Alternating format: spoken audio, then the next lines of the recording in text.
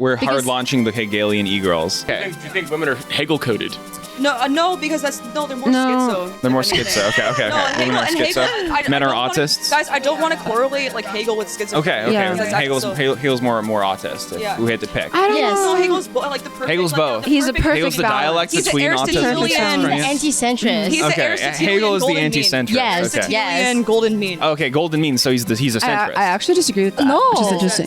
JJ would have zoned out and stopped listening to anything in 30 seconds because he's like just hears Hegel and will shut down. He's Anglo-boxed, you know. That's the problem. He Anglo-boxed. actually needs JJ, you're Anglo-boxed. Stop being Anglo-boxed, old man. Welcome back to Horseshoe Theory, the only podcast that hasn't read a single book. Joining us today is the Hegelian e-girl council, Nikki, Anna, and Sanjay. You've been seeing them all over Twitter, and you've been wondering, what the f*** is an Hegelian e-girl? Well, you're about to find out. In this episode, we talk about Hegel, Lacan, God, religion, the politics of being an e-girl, the efficacy of clout chasing, Gen Z's fascist tendencies, and the importance of real-life community. It's our pleasure to usher in a new wave of scene-making and culture that has been severely lacking in the world ever since we started looking at the satanic black box for 10 hours a day. Get under your covers, put our podcast in one ear and phenomenology of the spirit read in the Basque language in the other. The Hegelian e-girls are going to change your life. Hello, and welcome back to Horseshoe Theory, the only podcast that we have three e-girls. We have three e-girls on the podcast today. They've come from all over. Where have you guys come from? I'm from Singapore, but You're in DC now, right? You're going to school in DC? I'm going to school in DC. Northern Virginia. Yes, and I'm having an NYC era, so I technically came from New York City. Yeah. Singapore to NYC. Singapore to NYC. No, but I will be studying near DC. Okay, introduce yourself. Go. I'm Sanjay Hara on Twitter. I mostly post about cultural commentary from a Lacanian lens. You, go. Hi, I'm Anna, KW Tenshi Anna on Twitter. I'm from Philadelphia. I spent a lot of time at NYC, and I'm here with the Hegelian e-girls to talk about our Hegelian e-girl council project. Okay. Awesome. You. Awesome. Hi, everyone. I'm Nikki, also known as Return to Hegel on many different platforms, Instagram, Twitter, Twitch, eventually going to be moving on to YouTube as well. So that's going to be exciting. I'm also a Hegelian. I like psychoanalysis. I like Jreg. And yeah, I'm honestly very excited about this project. I'm very excited to teach you guys a bit about Hegel. I think that, Jreg is going to go a bit more in a Hegelian direction. We're going to have a bit of an accelerationist Hegelian synthesis happening. Sublationist. We're starting Sublation. Whoa. All right. So, we'll get to that. We're going to have to be a little authoritarian on this podcast because there's a lot of big ideas floating around here. Yes. And we're going to try to make sure that our listeners understand what's going on. Yes. Which will probably be a challenge, but hopefully with the three of you we can figure things out. We'll do our best. So you're trying to Hegel pill me? Is that the? We're trying to Hegel pill you. Yeah. Mm-hmm. Okay. Tell me about the genesis of this group. How did you three get into Hegel and meet each other and everything? So I was stalking Anna on Twitter. I thought that she could be a great cult leader. So I found my best friend and then we recruited her onto my Discord server. But like the entire Discord server was just a premise to get to know her. But I pretended it was just like a Discord server. But then afterwards, she kind of like ran ahead on the cult's land, like accidentally started a cult. It wasn't really a cult. It was a very intense kind of like study group. Very intense. And everyone was like fixated on you. Okay, so it began with a cult. By the way, everyone seeks a cult, and everyone wants a cult, and everyone claims that their small communities are a cult. So that's fine. We can have cults. Okay. How was your cult? It was an interesting experience. I mean, one of the things that we definitely learned from it was that like organizing it kind of more around one person is not really great. To have like one person kind of like lead the vision. At least for me, it was not good for me as the person. And that's the difference between a cult and a community. A community will survive without the central figure. Exactly. Cult needs That's that central why figure. we're actually going to become more of a collective, like a Hegelian e-girl collective. Yeah. Mm-hmm. Okay. Yeah. So we really want to focus on collaborations first, and like all of us bring something else to the table, and we all kind of need each other for the full vision. Okay. Can you explain Hegel? Explain Hegel. I need that off the We're bat. not coming back from this question. You have You're not coming back. two paragraphs. Yeah, I can also. How did I meet you guys as well? Right. It was a similar context. It was like we just followed each other on Twitter, started Yeah. talking, started getting to know each other, Okay. and Yeah. like a lot of very similar interests and Yeah, similar and projects. technically, I can probably give myself the label as the original Hegelian Yep, e-girl he as was well. big on Instagram. Yes, The OG yes. Hegelian Yeah, ego. yeah. The OG Hegelian ego. Yes. We were Lacanian egos first. And so before we get into Hegel, just the structure of your group is like you're the core three, and then there's like A lot more people. So like, what's the structure? There's the inner circle of you three. You're like the ambassadors. Who's how many Hegelian e-girls are So there? we have the core three. There's a fourth actually. We're planning to start a podcast really soon with the four of us.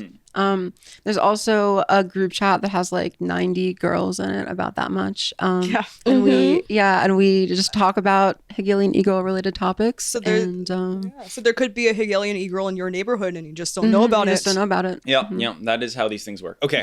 Oh yeah, right now I need Hegel All right. explained. Yeah, explain Hegel in a way that doesn't. Like we're us waiting wanna die. we're waiting for a red light and we're talking to her for the first time and you're like you need to get the idea as clear as possible Yeah. to the Wanna do it, layman. Nikki? I'm definitely probably the person to explain Hegel. So for us, Hegel is a very important historical figure in the history of philosophy. And it's very important to look at him in terms of how ideas progress and like what actually led to Hegel. You can always go to Kant and you can always do that. But actually for us, Hegel is more of a signifier for actually dialectical thinking and that whole idea. And dialectical thinking is very important because I think, and we also think that one of the major problems in society today is actually black and white thinking and the lack of the ability to resolve contradictions. And dialectical thinking actually helps you resolve contradictions. And this is actually proven also in the psychological literature as well, because dialectical behavioral therapy is used to solve. Okay. disorders. So this is good. This is a sort of way of using both sides in a metapolitical way without reaching centrism. It's like resolving the contradictions without becoming status quoist. Yeah. So that's something I'm interested in talking more about, the anti-centrist perspective there. But Dialectics is like the search of truth in a conversation, right? through opposites. Yeah. Pretty much, like that is like one of the ways of looking at it, and it's like a process of like becoming and process of like actually figuring out truth as well. And it's like it's an anti-static kind of framework because it opposes basically like these like old ideas in philosophy where there's like the only universal is actually like the dialectical process in itself, and you can actually reach the absolute through the process. But like things in themselves are not actually things that are just unchanging throughout like. And a really important part of this is that Hegel tries to effectively include errors and include issues in the process of reaching truth in that truth itself. So it's not so much that there's a truth and there's like an untruth that's totally eliminated from that truth. The process of getting to that truth, even all of the symptoms, all of the issues, all of the errors, that actually is part of the truth. And you can't get a pure truth without all that. Right. Okay, so something like MAGA communism. This is like a Hegelian dialectic in your view? I think so. I think that it's a really interesting like thought experiment as well, just even for the average person that hears both terms, because you think, oh my God, communism is such a far left ideology. How can you just synthesize it together with the idea of republicanism or something that's like far right, or even people call Trump fascist, right? So it's a way to, I guess, like provoke people a little bit, agitate the masses a little bit, but it's also this whole idea of the unity of opposites and how you can actually create a framework and create like this idea that is dialectical in itself. Okay. So it's a very interesting concept for And sure. that's what Hegel's all about. This Hegel guy. He's all about dialectics. Hegel is about dialectics, but there are a lot of, I guess, orthodox Hegelians who are actually end up being more right-wing, who reject a lot of the like dialectical process part of it, and they try to find like these like static truths, and these are more, we call them like right Hegelians, and I'm not going to discount all right Hegelians. I think they're very useful, and we're not necessarily either like exactly left Hegelians either. We are more on that side for sure than like being a right Hegelian, but right Hegelians are definitely they don't prioritize the dialectical process as much as we do. And the emergence of right Hegelianism, they were actually also like very critical of a lot of Hegel explicitly. People like Bruno Bauer, who like Marx critiques him in the German ideology. And he was actually also, he was kind of was like a mentor for Friedrich Nietzsche. So there's like a lot of weird kind of overlap there. But. Okay. So Hegel's about process, not Yeah. first principles. Well, it's both actually. both. It's both. It's both. And it's both encapsulated It's because the first principles are kind of falsified in the process, but that falsification, even though they are not the whole, they are part of the whole. So it's like he's starting from the most skeptical position possible. He's reducing everything. So he begins like, you can say the system itself, the logic begins with pure being, whereas the phenomenology of spirit, which is sort of like his like he's breaking down transcendental philosophy, what came before him. He's starting with sensuous certainty, the idea that you can like you can be certain immediately of your senses, which is sort of a more it's the more personal version of the logic, which is the more comparatively metaphysical version. Right, because there was also this divide in philosophy where it's like there's like the empiricism school, which was very much so like you can basically derive truth through sense perception, and then there's like the rationalist school, which is like you can actually just do it through like logic as well. And that was like Kant was trying to also resolve that as well. Yeah. You following? Yeah. Yeah. Okay. Yeah. Articulate what they said. So first principles are fit like like you said, it's not the end, it's just part of the process. Part of the process. Yeah. So like by definition, they're included in the process. Including the process of dialectics. You start, okay. In a sense, he's starting from the most abstract thing, and he's making it more and more concrete over time. This is actually a resolution of the whole like did the chicken or the egg come first? It's actually both at the same time. Because Both the emerge at whole, the the same truth time. is the whole. Yeah. Yeah. I follow that. Yeah. Okay, now how does this apply to reality? So when you start thinking from this perspective, it changes the way you relate to reality. If you hear this kind of stuff and like you have a hard time thinking like, well, how does this whole and that, how does this piece fit into the whole and that piece fit into the whole? If you kind of can't see how these opposites fit into something together, then that really undermines your capacity to, in any sense, mediate between those opposites. Okay. So you three are Hegel-pilled. And how does this influence the way that you've seen the world, being Hegel-pilled? It's a really good question. Yeah, I guess for me, it's like definitely helped me resolve a lot of my own like issues with philosophy. So for me, I've always been somebody that has like a thirst for truth, and I think a lot of your viewers definitely have that thirst for truth as well, and that's why they're curious and thinking and looking at the world in a different way. I have a thirst for lies. Yeah, that is true. You know, like we're Lies beyond are good part and of the evil. truth. They're part of the truth. We're beyond good and process. evil in you know the Nietzschean sense, right? But you know, for me, I was always interested in truth, like overall, and like trying to actually understand the world around me. So I went through this process of like going through philosophy, and then eventually like I reached Hegel, and then dialectical thinking actually resolved a lot of the unresolved questions I had within philosophy, and it helped me actually like truly understand like the world around me. Henry, just start messing around randomly, pulling up any kind of philosophical term that if you can that pull up comes the Chad Hegel as well. Yeah, pull up Chad Hegel. Yeah. I want a Canadians in.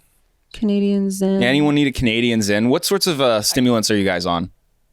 I'm on nothing. Okay, just I'm a also on cigarette. nothing. Just one Caffeine. cigarette. Caffeines Like make me 1/3 nauseous. of a cigarette. I apologize. I'm on cigarettes and Okay. Yeah. What's your Caffeine, what is this project you're working on? Because we've been hanging out for a couple of days. Explain it. Okay, so the project itself, there's kind of the two sides of it. There's the yes, Hegel Chad. He's a Chad. So we're trying to introduce Hegelian dialectical thinking into kind of more popular conversations outside of academia. Okay. And we're also trying to intervene in, like, this is the e-girl side of it, intervene in like the existing culture on social media. And some of the issues with that culture, I think, is that people are kind of facing this abyss of freedom, that we're given all of these freedoms. And there's this sort of challenge of like, you know, how do we like in our leisure time, like we're trying to do all these things, trying to like define ourselves on social media. And like, it leads to, I think, a lot of awareness people have of that. Like there's like a lot of divisions, and there's a lot of like kind of failure to really connect between people's perspectives. And it's also just the case that like what one person thinks might be like, oh my God, like, you know, what I'm doing is like so wonderful, or like just like take like an e-girl, for example, who's like making herself look really pretty or whatever, and like doing like effectively like thirst traps. It's like the response to that maybe she imagines she's going to get is not actually what she gets. And like, this is like what Lacan talks about is like the sexual non-relation, which we can get into as well. But kind of the idea of the Hegelian e-girl project is like, instead of kind of falling into those same abstract oppositions and like traps and like how we relate to each other, trying to think more from the absolute and like how we spend our time, even like on like social media with our friends, like basic stuff that we do to kind of just literally just improve our lives concretely. Okay. How has Hegel improved your life? I think I have always, I think I've always kind of thought dialectically, but in a way, because, okay, so I started off being kind of like a Lacanian, but like influenced by Lash. So he kind of assumes that there is this conscious, unconscious dichotomy where like something is like the false truth and something is the truth. But then that just kind of leads to a kind of paranoia, which is what you see in Red Scare Pod, right? Am I like roughly...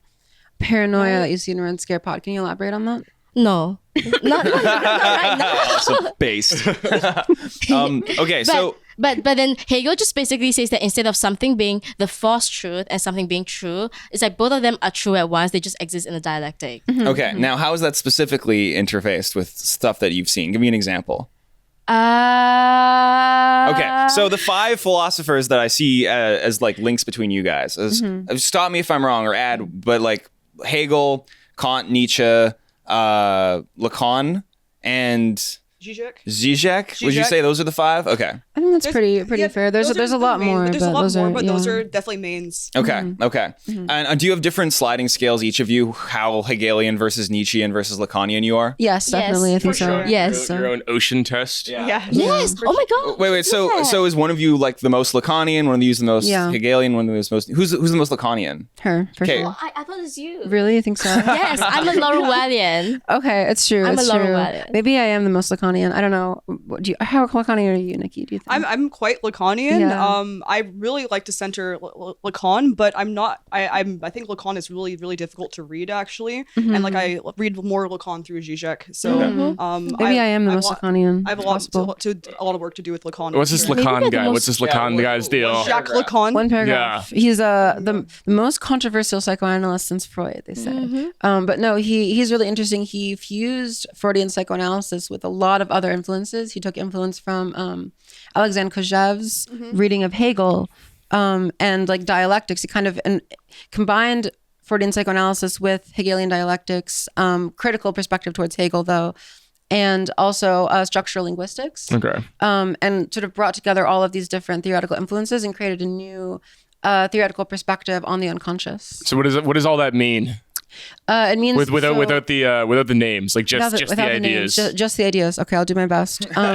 So in a sense, like the unconscious is like it's what you. Okay, so you can start from the real. The real is like being in the world where you encounter something that is too much for you. There aren't boundaries. It's like kind of traumatic and overwhelming. It's like how when you're a little baby just born to the world. Yeah. The unconscious forms when you're like negating elements of the real to like constitute yourself as a subject. So like every subject, when you're like separated from the things that you don't like, the things that you can't integrate into yourself, that creates an unconscious, and that unconscious that you are like, however you're negating it, kind of always comes back to you dialectically in the form of different psychological symptoms.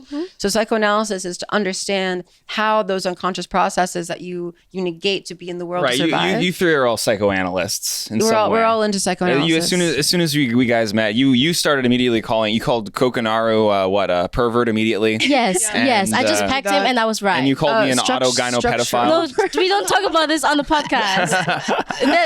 Immediately started psychoanalyzing, and then at some point it was like I think like the end of the day, and you've just been psychoanalyzing all day. Someone asked, "Does psychoanalyzing tire you guys out?" And you were like, "No, it energizes us." We were like, energizing. "You love It's not Vampires are stealing your energy. Actually, Yeah, too. that's how With it the is. psychoanalysis, you're Extractive picking people apart and interjection. sucking out the energy Yes, inside. Yes, this is literally called extractive interjection in psychoanalysis. Yo, do you have any opinion about psychoanalysis? I want to be psychoanalyzed. Yeah, can you psychoanalyze Brogan real quick? You have feminine jouissance. You have a fuck ton of feminine jouissance. Of what? Feminine jouissance. Jouissance. Jouissance is the joy. It's the joy and pleasure. What is jouissance? Jouissance. It's actually kind of like both joy and pleasure and pain. Because it's unconscious. So the way I like to define it is to separate it from like affect or feeling, like the conscious experience of how we feel. Jouissance is kind of like the unconscious register of that. You can't really see the projector in that. So it's not immediately experienced by us, but it conditions our experience. Okay. In a sense, it's like libidinal investment. So like if you're attached to something, even whether it's positive or negative, you are deriving jouissance from that thing. Okay. But then jouissance itself, because it's unconscious, and the unconscious is like complicated series of negations that you use to constitute yourself as a subject. Yes. has a So structure. so this is going to be a theme of me talking to you guys. Yes. What does that mean for Brogan? It means you're very good at music. The feminine jouissance that she identified. So Lacan differentiates between phallic and feminine jouissance as two structures of jouissance that are associated with sexual positions in the symbolic order of like how language is internalized by us and how we take up a position in it. Both of those sides like have different different consequences for how we relate to language in the world that we mediate through language. Okay. Does that track for you, Brogan? Yeah, I'll take that. You'll take it? Yeah, I'll take it. Feminine jouissance. Yeah, and like everybody, maybe not everybody, but most people have at least a little bit of both, arguably. Okay. Can we get Brogan to repeat it in his own words? Yeah, go ahead. Back. I appreciate things. I like aesthetics and music. No, but then how does that make that feminine jouissance as opposed to phallic? Well, I didn't explain that. Yeah, phallic Try jouissance. to guess, and then we'll tell you if you're right. I don't like. I don't know. I have no clue. I like logic. I don't like logic. Think about like, no, that it's actually- not, it's not just Okay. about not liking logic. There is It's something not just interesting about there. that. There is something It's interesting just there. sexist, No, but there is next to something Hegel there. too, actually. Yeah, go for it. Explain, Anna. No, okay. So actually, because there's one of the most interesting things about Hegel is that he redefines logic. I mean, I actually think he uses feminine jouissance to do it. Because you can have the more abstract logic that's based on like. Yo, pull up that chart, Henry. It's based on like kind of like purely linguistic judgments of like truth and falsity that like are then made into like a formal structure. Whereas what's interesting about Hegel's approach to logic is that it's more of like an objective logic. So it's like the logic like of being without you sort of judging that being and opposing yourself to that being. Okay. And so in a sense, like a term I coined for it is eco-logic, like ecology. So it's like the logic of the ecologies that we're embedded in that kind of determine us, which is like a different kind of logic that is more. So like one of the sides of the logical structure that Lacan proposes for feminine jouissance is like the not all. And it's in a sense, it's kind of like it's the refusal to close an abstraction into itself and one side opposite another side kind of opens it to a dialectic. Like lateral So, thinking, lateral you can see it connections. sort of like that. Lateral Yeah, sort of versus like that. Like linear thinking. Yeah. And so autism is like linear thinking, and schizophrenia is lateral thinking. And this is also something like Nick Land agrees with. We've been Yeah. on this for we've been on that. So this is a we big. agree then. Yeah. Okay. So there's obviously a lot of ground we could hypothetically cover here, but maybe we should pick the focus to be like the Hegel pill, huh? I kind of want to like talk about Yeah. this chart for a second. I watched. Okay, well, the feminine subject obviously desires a sexual partner, i.e. penis, and then the incubus comes in with the circuit of jouissance to steal the desire. But the incubus also loves the feminine subject, and then they also love other jouissance, and then other NOF, dead or castrated man Christ. This is the name of the father. I just explained it to you. Right, the name of the father. Which one's the name of the father? The NOF. Yeah. And name of the father. Okay. Yeah. Yes. Yeah. Uh-huh. Yeah, you see, Brogan, when you're born. No, never mind. I'm not going to get into this. I like this chart. As soon as this chart came up, my eyes just glued to it. Yeah, Henry, throw up some more charts. Just random charts. I don't even care. Hysteria, closed set, woman, open set. Can you show me, like, Explain. No, doors? This is go back to because that last woman one. does not Explain. exist. That last one was pretty simple. Explain that. Yeah, That's explain. like what I was just talking about in a sense is because like the hysteric in a sense is trapped in it's pure symptomatic hysteria is that investment that sees itself in abstract opposition to what it's invested in. So it's like it's trapped in that kind of undialectical space. But when you kind of pass through hysteria, when hysteria is kind of analyzed and you recognize the jouissance, for example, like with the non-existent woman, non-existent in the sense of like not being submitted to like a sort of closed order of being, because it kind of opens the abstract limits. It opens it to the possibility of an outside or like an otherness that is beyond what like the closed set would necessarily be able to include. Well, I want to go back to Hegel real quick. Do you think Hegel's like girl coded? Yeah. So we Yes. were talking about Yes. this. Like Brogan Yes. was like, what Two yeses and a no. women love Hegel. That's I've what he just was got a saying. lot We of- were I we wouldn't were say necessarily we were because that's getting like- cheese. And he was like, women love Hegel. Girl-coded might not be the right. No, I would Yeah. say saying that Hegel is It's not just girl-coded girl-coded, yeah. is like gatekeeping. It's and not it's actually gatekeeping. not true. Right. No. It's fun. It's in a funny way. It's true, but I don't think it's. In a deeper way, Where do you think? it's- Where do you? it's more universal. dialectical. It's Well, more okay. dialectical. I think women are Hegel coded. No, because they're more No. schizo. They're more if anything. schizo. Okay. No, and Women are Hegel, schizo. Men are don't wanna- autists. Guys, I don't want to correlate like Hegel with schizophrenia because that's actually not true, right? Yeah, Hegel's yeah, actually yeah. like a very rationalist. Okay. Yeah. Hegel's more autist. If Yeah. we had to pick. I don't Yes. know. No, Hegel's like the perfect. Hegel's like, both. the He's a perfect- perfect Hegel's the balance. dialect He's between an autism and Aristotelian- schizophrenia. He's anti-centrist. He's the Okay, Aristotelian Hegel is the golden mean. anti-centrist. Yes, Okay. Aristotelian golden mean. Okay, golden mean. So he's a centrist. I actually disagree with that. No. Which is interesting. Okay, go for it. I disagree with that. So I actually think Hegel allows us to break out of the Aristotelian golden mean mindset. Okay. That like, because I kind of see the Aristotelian golden mean, like Aristotle for me is like the ultimate philosopher of common sense. And so the idea of the golden mean, I think kind of always threatens to lead you back to Right. centrism. But then you can layer another dialectical viewpoint on top of that and say Which that is actually, this is All what right, Hegel Brogan, really, help me really. Yeah. Let's talk about sublation. backup. Let's talk about Okay. sublation. Oh. Yeah, we were Okay. talking about it. We're talking Yeah. about anti-centrist sublation. Tell me about that. So the idea is there's this concept in Hegel, which is sublation. In German, it's Aufhebung. And I feel like this is really the key concept. If people take anything away from this, I want like this to be the thing. So the key idea here essentially is like to like reference a little bit of your like whole like anti-centrism thing, in a sense that why people hate centrists and like the issues with centrism has to do with like this like sublation of the idea of like holding on to elements of something while also moving beyond that thing because you've passed sort of beyond its limits.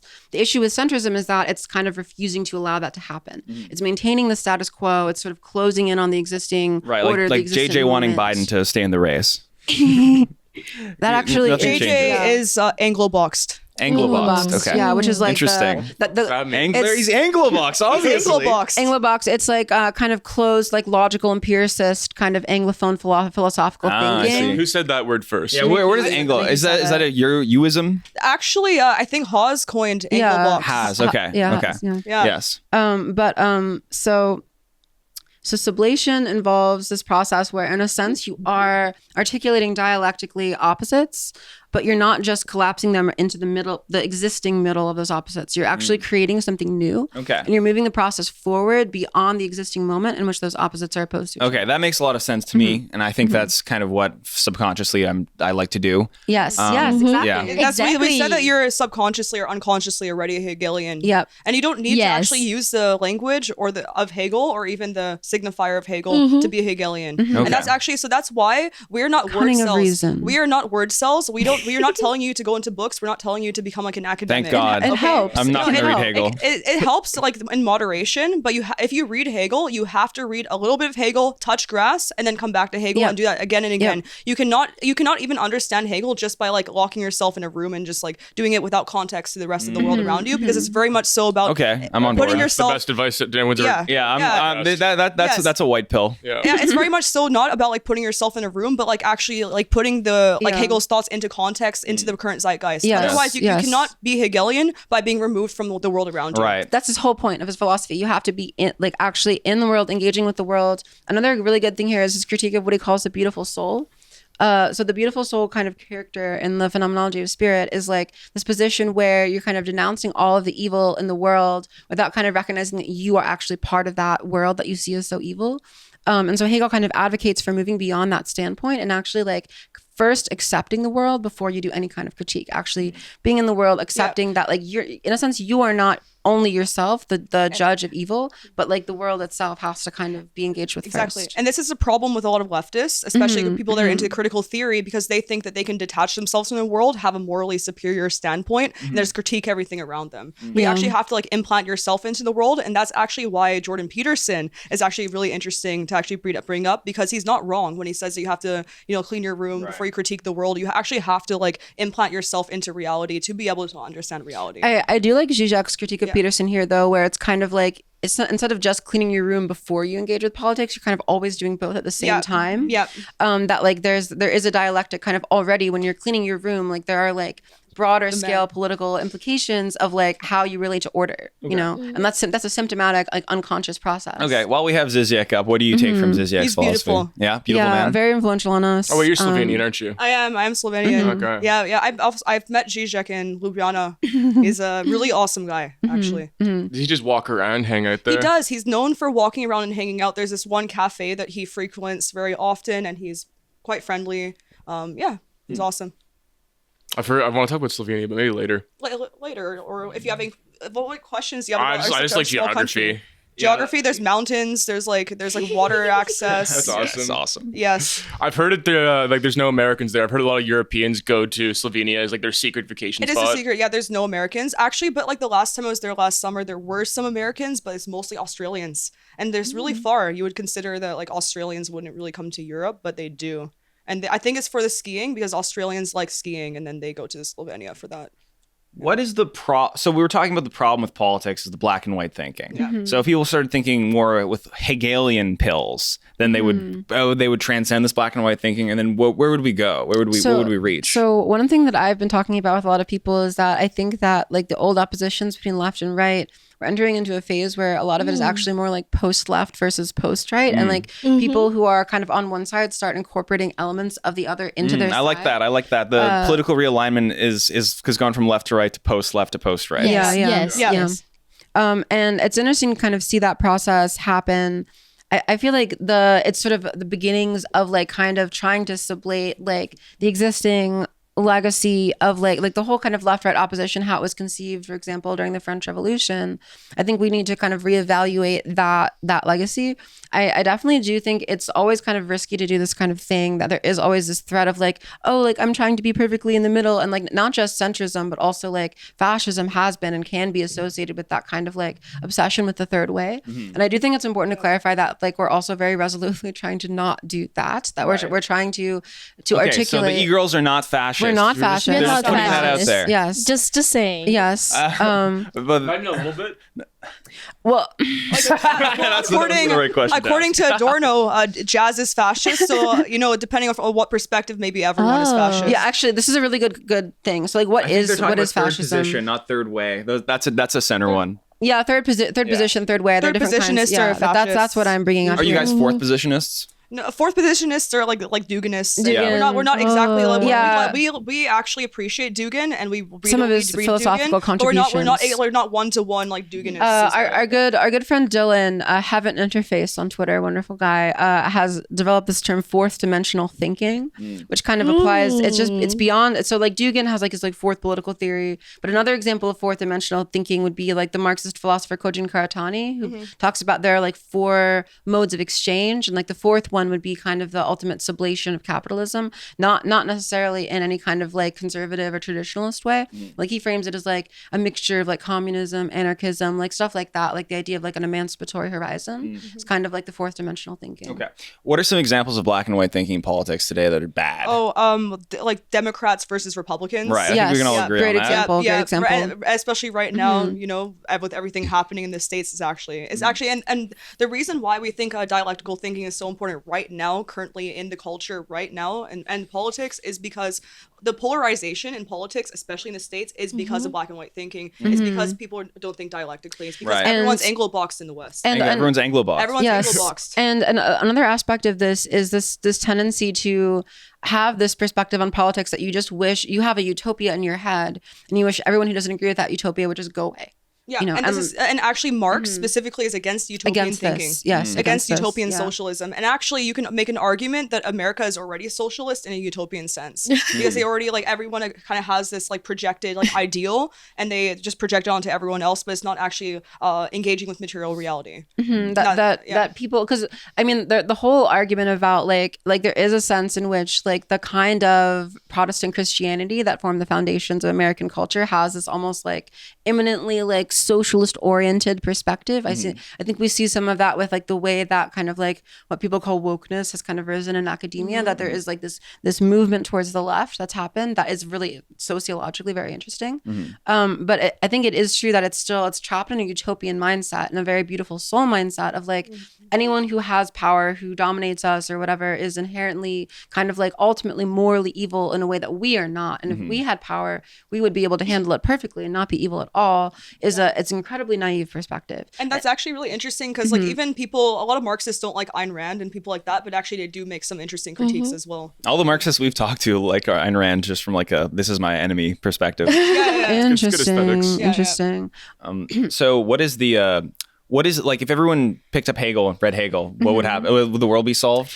I don't think what's the practicality because of a lot of people read Hegel and but they don't really get internalize much. it properly. No, it's that's because what they're we're approaching trying it to from the change wrong perspective. We're trying to help shift the perspectives on dialectics itself in like a kind of like actual living philosophical way. Right. Because I think just reading Hegel, you can do it as an academic exercise. You can get very distracted by the naughty, complicated prose. I know so many people like this too. Yeah, they just, and like, it's very common. And they just become like dogmatic Hegelians, and they just say, no, you have to understand all parts of Hegel's system. Well, we don't even think that like Hegel is entirely 100% 100% correct. All philosophers were just engaging in their specific time to try to deal with their problems of their time, right? And it always changes. It's always dynamic. Okay. I mean, it's very important for us to be like relevant to the currents of our time and be in touch with what is happening in the practical world, which is why our debut is on Jreg's podcast as opposed to anywhere else. Yes. You know? Yeah, we're hard launching the Hegelian e-girls. Oh, thank you. Very, very happy about that. Very honored. Okay, so who are some good examples of like political forces that are doing the Hegelian dialectic stuff? Zizek was doing it for a very long time. I think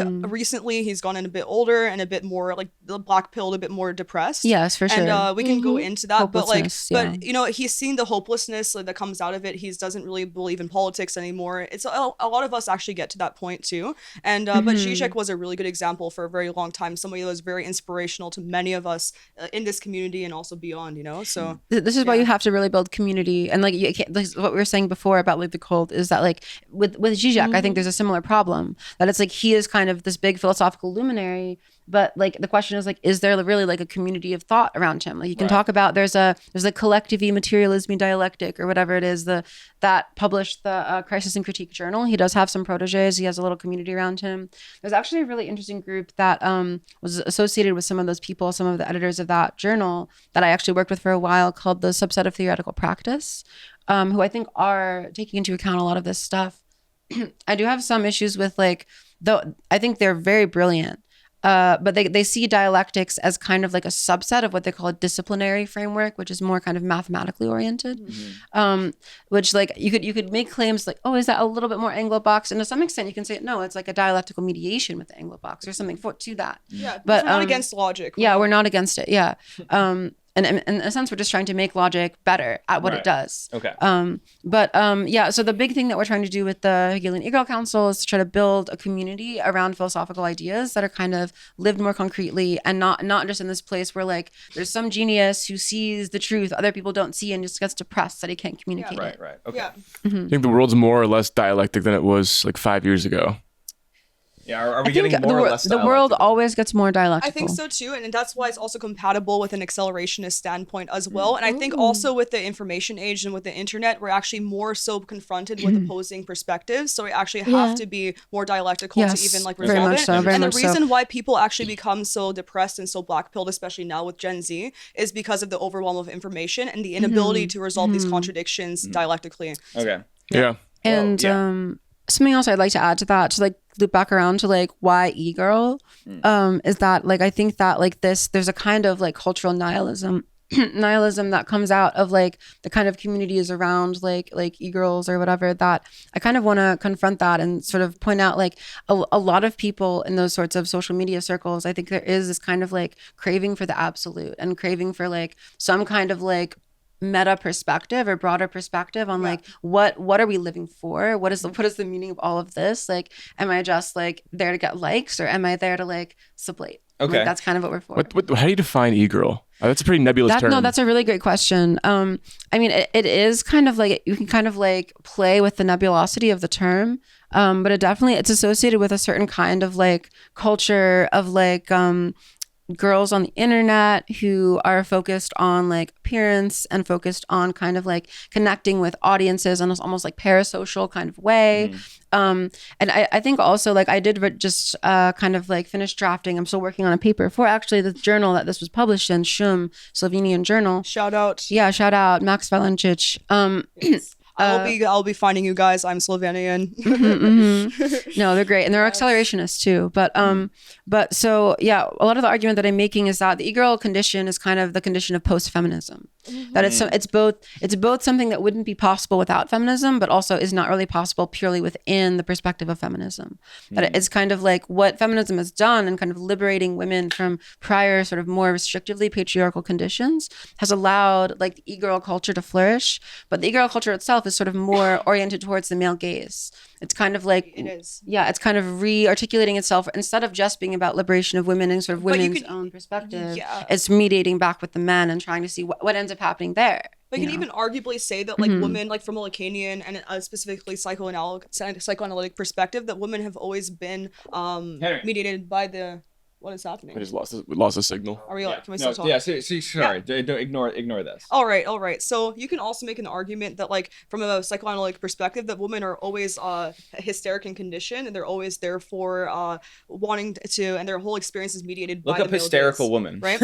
And We Yeah. mean it structurally and technically, not in a Yes. vague denouncing Yes. sense. Hysteria is Yes. actually very powerful, Right. and Yes. in a sense, we are all hysterics, and we're trying to become more sublime hysterics. Okay, one thing- That's Lacan called Hegel the most sublime Yes. hysteric. Yes. Okay. So one thing I've noticed here, we've had lots of conversations. We use lots of terms like neurotic, hysteric, pervert, but then we have kind of idiosyncratic definitions of what those Technical words are. definitions. Technical definitions. We have very technical. Do you think that's like? definitions. Do you think that impedes communication to like have these multiple meanings, like which are not layman terms?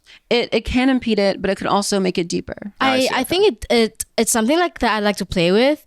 What people think the meaning is and what the technical meaning is, so which is what I think is really funny to point at Gokanaru and say that he's a pervert, you're a pervert. I think it's Right. hilarious. So I actually you're agree with you're that having fun too. with it. Yeah. Yes, that's the same I've way we're played having with fun that. with the term e-girl as well. Okay. Yes. So you wrote for an accelerationist journal?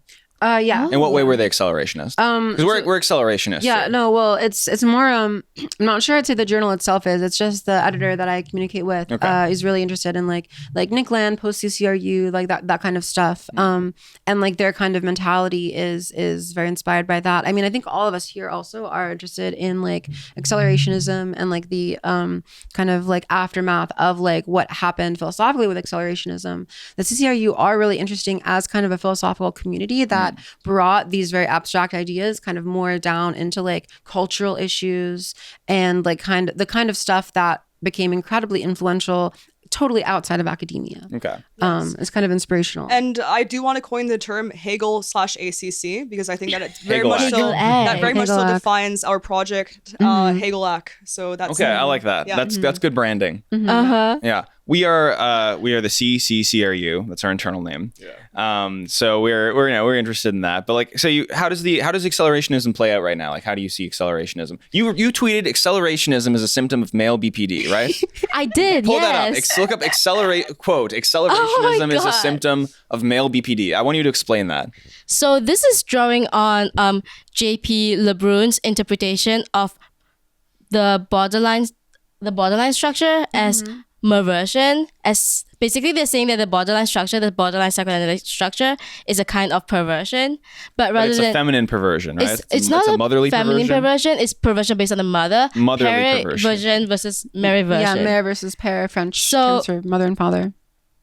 Yes. accelerationism is So a he symptom wrote of male a thesis on he wrote an entire book called A World Without Limits that was in French that I only managed to read because I Google translated the whole book. Okay. All right, Manually? but simply, you have a whole thread here. Yes. Explain this in as layman terms as you possibly can. So Merversion is kind of like the refusal of Yeah. limits. Okay. That's why his book is called A World Without Limits. Okay. So by refusing limits, accelerationism is basically like you're refusing limits. Ah, I see. And then is BPD Trying- also about refusing limits? yes, as in the node, as in like the limits of the world. Okay. So With the struggling lack of against. limits. Okay, and then what Yes. makes that male BPD specifically? I think because for men it tends to play out in a more theoretical way, whereas for women the lack of limits just means like poor interpersonal boundaries. Yes. Whereas this become like a poor intellectual boundaries kind of thing. But it's not like poor intellectual boundaries. It's more like they're always pushing the boundary of like how far can I take this ideology? I like this comparative analysis. Inappropriate, intense anger or difficulty in controlling anger at the world manifests as fantasized outbursts of energy that destroys and remakes at the same time. Self-harm. Metaphorical self-harm serves the same purpose as actual self-harm to attempt to shore up the name of the father by inscribing their naming to upon themselves.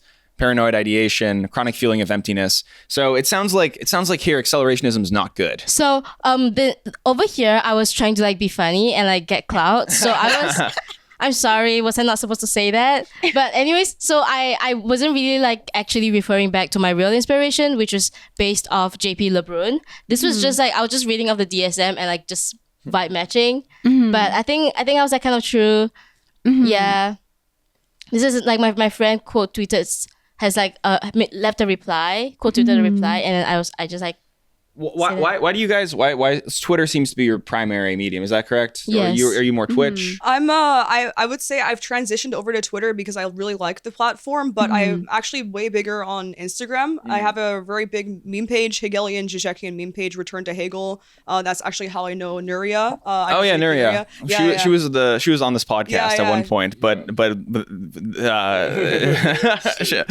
never happened. Never happened. Yeah. Yeah. Shout out to Nuria. Hopefully I'll meet her one day in person. Yeah, I don't read theory, but yeah, no. Who's definitely watching right now. I stream on Twitch, but I'm definitely looking to do something else because Twitch is so talk a little bit about like communicating complicated philosophical ideas via meme, because this is how actually I know all my philosophical ideas. Literally, So I've never read a book in my life. That's why I very much so, Greg, I very much so respect what you do, because I think that there is actually value in being a bit more like ironic in the sense of, and also using satire to explain things indirectly. Because I think if you try to explain things directly to people, it turns people off because it hurts their ego. Yes. So memes are like this way to kind of like covertly kind of inject inject ideas to people in a funny way that is non-confrontational. Right. I agree. Like entertainment. Yeah. Well, no, it's very Buddhist, right? In Buddhism, they have the whole concept of like you can't explain the truth. You have to be the truth, because if you explain it, it's your truth, and people are averse to it being your thing. And you have aura, right? Because then this goes into aura, because then you basically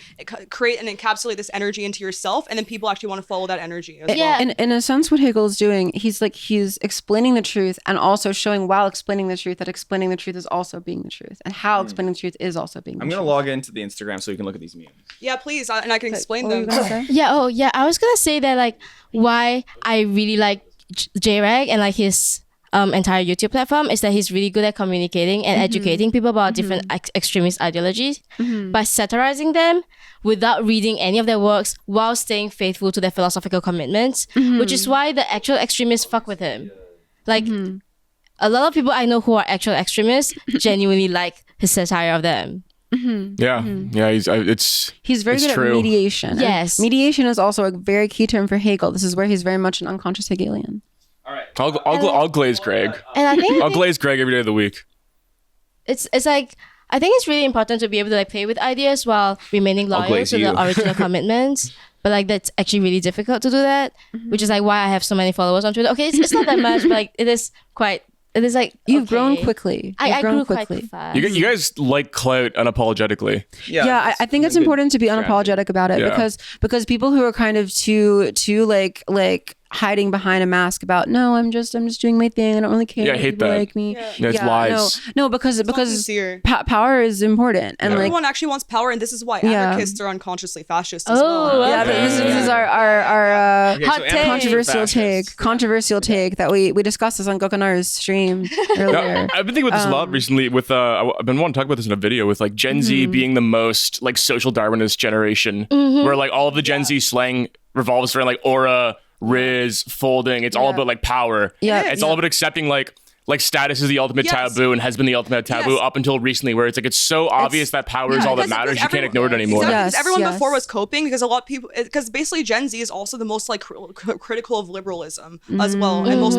post. Depends how you define liberalism. But like in terms depends how you define liberalism. And we can definitely go into that. But I think that Gen Z is more actually conscious of like these power games, and instead of repressing them, they actually just like bring them out, and it makes it better. And that's why actually we can talk about your cancellation. Oh my god. Through racism non-racistly, the millennials were the ones who actually got mad at that because you're not supposed to say that. Right? But Gen Z people understand that, because if you actually repress racism and you repress the idea of racism, you actually become a cop, and you actually become in a way more racist. You invest more in racism. You end up getting jouissance from being anti-racist. That is ultimately kind of the same as the jouissance you get from being racist. Right. You need both sides to exist. You got canceled because you said anti-racism is racism. Yes. Or on some. Well, okay. I didn't say it quite like that. I mean, I said that what needs to happen to sublate racism is to pass through racism non-racistly. Okay. And I said that I insist that is actually the most anti-racist so we're position. a couple of guys looking to be anti-racist. How do we pass through racism non-racistly? So I think Jreg has some pretty decent stuff about this, that like he talks about like the way that like racist jokes can, and this is also, anyone can see this in their daily lives, the way that, maybe not anyone, this is actually also an interesting issue, but a lot of people can see in their daily lives how things like racist jokes can actually be used as like a way for people to bond with each other, to kind of expose some of the satirize kind of like differences between people in a way that like if the people are connected to each other in the first place is really kind of a contextual thing. Yeah. But it can really kind of help people to externalize some of the tension that might have been built up by like concerns about the differences. Okay, it sounds pretty post-woke. Well, yeah, no, I mean, I totally agree. I feel like anti-racism as a movement is like sort of positing that these people are so, if you're from a white perspective, these people are so fundamentally different than you. They have to be like protected, and you have to walk around. You have to walk on eggshells around them. Yeah, which just like keeps cementing the difference over and over again. The walking on eggshells makes really you bad. uncomfortable in a way that actually encourages you to like you perceive that racial difference and that's why so you much. see like a lot of like woke kind of liberal type people, they end up like imposing, they become like the leaders in like these organizations, these corporate organizations, like the HR kind of people, and then they end up imposing ways to talk to like Black people, for example, and then it just ends up being like a way that they actually don't even engage with them. They just talk to them through their own perspective. So actually, and I will say that we're neither anti-woke or pro-woke, we're post-woke. Post-woke. So I think Anna, post-woke, like post-woke. Post-woke. I'm Yes. pre-woke. You're sleeping. Anna, do you want to talk Pre-woke. about how anti-racism is structurally the same as anti-Semitism? Structurally the same as anti-Semitism. I mean, it depends what you mean by the same, because I think there are differences, but On video on that too, actually. yeah. What? About like anti-Semitism and that video. The anti-Semitism isn't anti-Zionism, Yeah, and, yeah, like that and I come out as an anti-Semitic Zionist. Yeah, that one. Yeah. So, I mean, getting into the anti-Semitism thing, I mean, I feel like that's a whole other can of worms. We can try, but okay. I'm not sure if I So, really... wait, one thing, just talking about religion, you're a post-Jewish Christian. Yes, that's how. Yeah, I go to a Russian Orthodox church. I'm really into Orthodox Christianity, and I am ethnically Jewish, and I also have a really big interest in Shout out. Shout out my homie Nick. Dialectics. Shout out my homie Nick. You're famous now.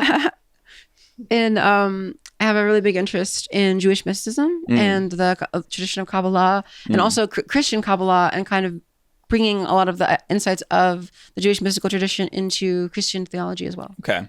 So like the gematria. The most schizo part of Kabbalah. Yes. So there's you see actual value in finding those numbers. The words it's connecting to those numbers. I think that a lot of what that helps you do is it kind of allows you to pull up some Kabbalah, Jewish mysticism, Christian Jewish mysticism.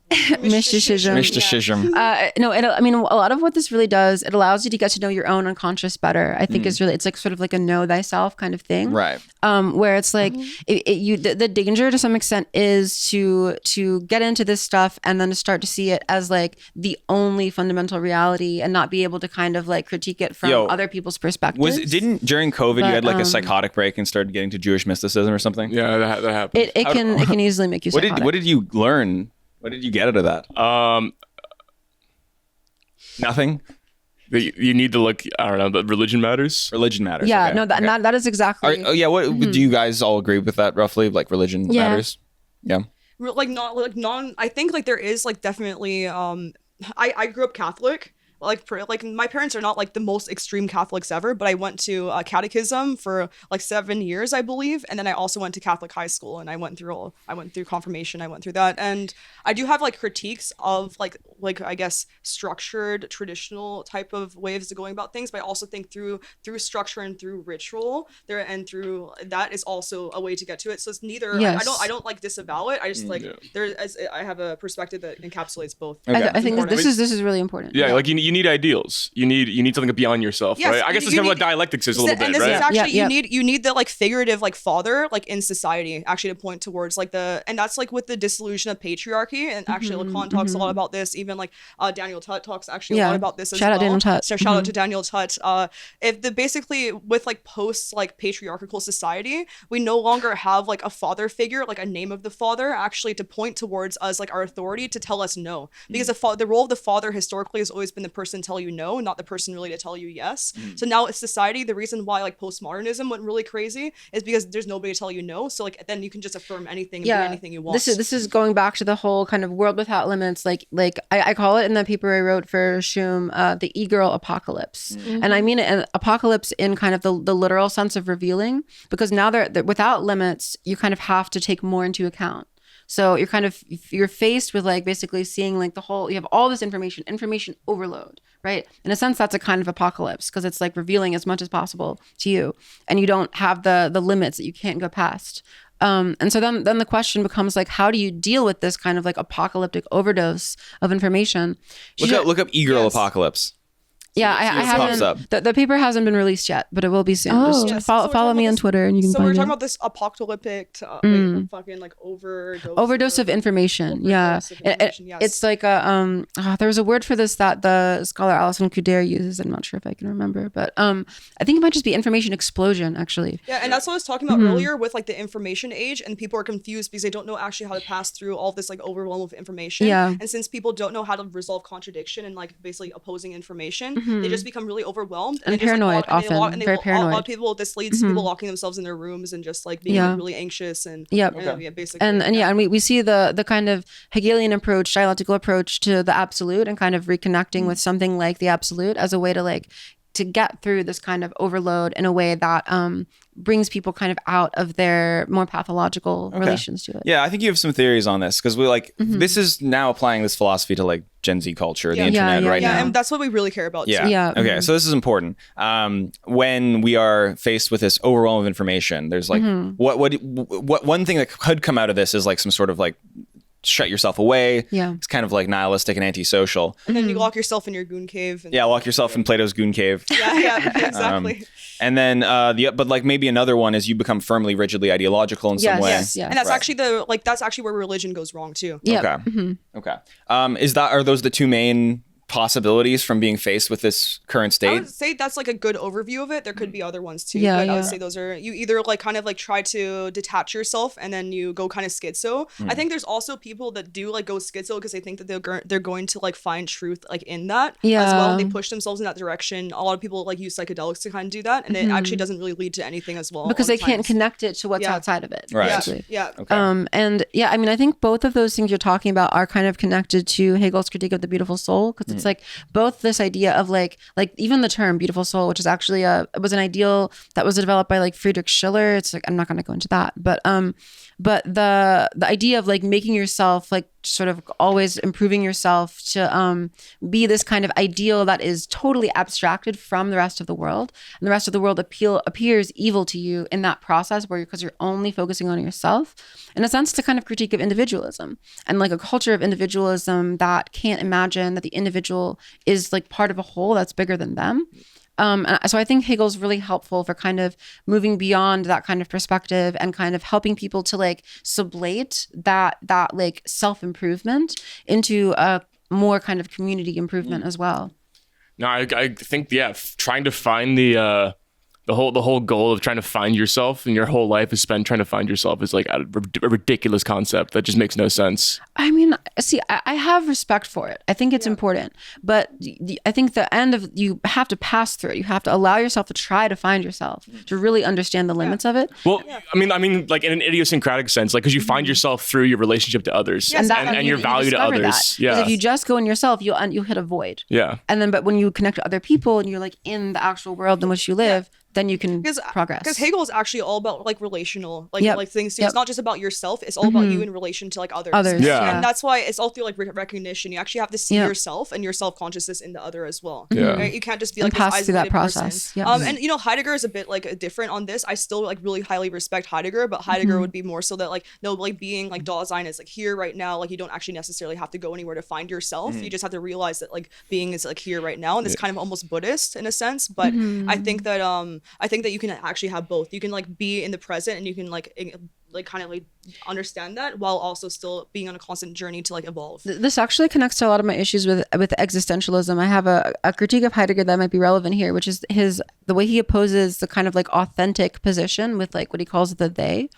I think like I understand why he makes that gesture, but at the same time I feel like it has the tendency to lead back to, again, that kind of beautiful soul position, that like the kind of existentialist, like in a sense, the existential phenomenology or existentialism, it's like you're actually confronting that void that, like in a sense, Hegel was already pointing out is there when you separate yourself from the world. And like Kierkegaard did that, Heidegger did that, Sartre did that. They all kind of like were confronting that void.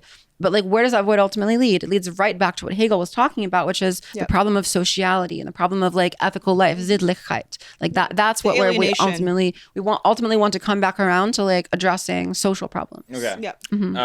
Here's an idea. I'll give you some dichotomies. You tell me how to think Hegelian that's fun. Let's do about that. it. So like just like individual versus collective. Like how do I think about that? That is like kind of the classic, really the big one we've been talking about, right? Like myself versus others. I'm on my community arc. I'm building community. You guys have been hanging out. This community I built over the last couple of days.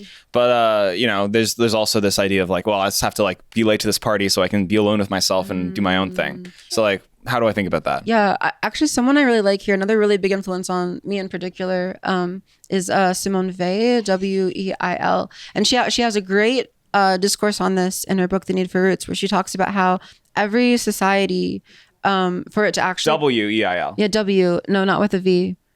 It's just it's a German name in French. It's like weird pronunciation. Okay. She has this whole discourse on how like for a society to actually be just, and like this was what was lost in 20th century efforts at social reform. Society still ultimately has to loop back around to and before the individual. In a sense, she's kind of the dialectical answer to Hegel, I think, kind of from the other perspective. Because Hegel is emphasizing how the individual is not enough and you need the social, whereas Weil is kind of responding to like the experience of like 20th century communism and fascism, and she's trying to say like, well, how do we take what's good in like that kind of emancipatory perspective and really ultimately also have respect for the individual? Okay. And this connects I think for me to psychoanalysis too, because she says the key way to respect the needs of the individual is to have a sense of the needs of the individual soul, just like also what the word psyche means. To understand the psyche as well as to understand like how the individual psyche connects to the social. This is why you need both Hegel and psychoanalysis, I think. Yes, and that's why Jreg is important. Yep, exactly. Okay. Communism versus capitalism. How do I square that? That's a hard one. China. Yes, Xi Jinping actually, I'm very sympathetic. I'm very sympathetic to the what has happened with like the experience of Xi Jinping thought. Shout out to Xi Jinping, by the way. He's a G. Yeah, he's a G. yes, exactly. I mean, I think there are a lot of issues and a lot of things to critique in the People's Republic of China, but I do find it really interesting how, like, in particular, the idea of like the Marxist concept of the dictatorship of the proletariat as something rather than just completely destroying like all of the bourgeoisie as kind of a way to work on prioritizing developing the country, but doing it in a way that also takes into account the overall state of like the more exploited people at the same time. I think that there is something to that, but I think it also is really important to kind of maintain that balance where like rather than really giving the capitalist control or giving control to like a sort of more abstractly oriented ideological faction, you're actually trying to take into account the needs of the whole country. So, or even beyond that, potentially the whole world, really. Yeah. And you can have elements of like, and this is like where a lot of like orthodox like Marxists would get pretty mad, right? But you can have like, and even if you point towards Yugoslavia, yes, Yugoslavia had many faults and many issues, but you can incorporate elements of like a market into communism, right? And that's actually something that's very important to understand as well. Okay. Technology versus primitivism, ooga booga. So is there some dialectical where the two sides are not, you shouldn't be mixing them?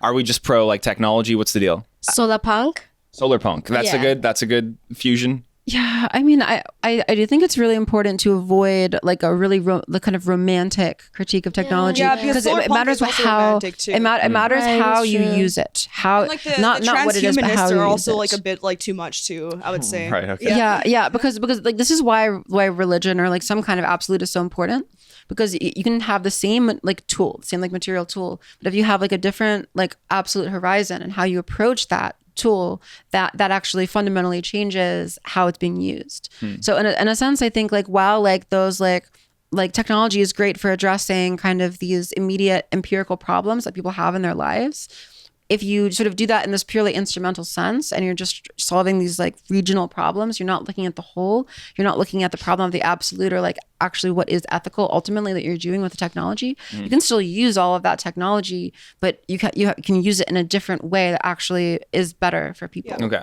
And I think that it's really important to embrace technology and embrace where things are going. And that's why I highly respect Nick Land. I highly respect accelerationism, because I would say the way I would explain Nick Land and accelerationism is basically that to try to return to the past and to try to be conservative in the sense of like avoiding like where the future is going is actually just further accelerating the future. Because like whatever like opposition you create, whatever contradiction you add to the current discourse actually just pushes forward and accelerates the discourse further. So you actually can't go back. So I know a lot of and this is like a critique I have of a lot of like Marxist-Leninists, is that I would say that I am like very much so like a Marxist-Leninist fundamentally, but there are I think some issues with just like the romanticization of like the Soviet Union and saying that we can just apply the Soviet Union to like America or Canada and that things will be the same, and also the romanticization of like just returning back to industrialization and assuming that that's going to fix everything. I think that we do need to reindustrialize, but I do think we also need to keep in mind where technology is going and how things are different in today's context. It's very important. You can't just romanticize the past. Is there any contradictions you want to untangle?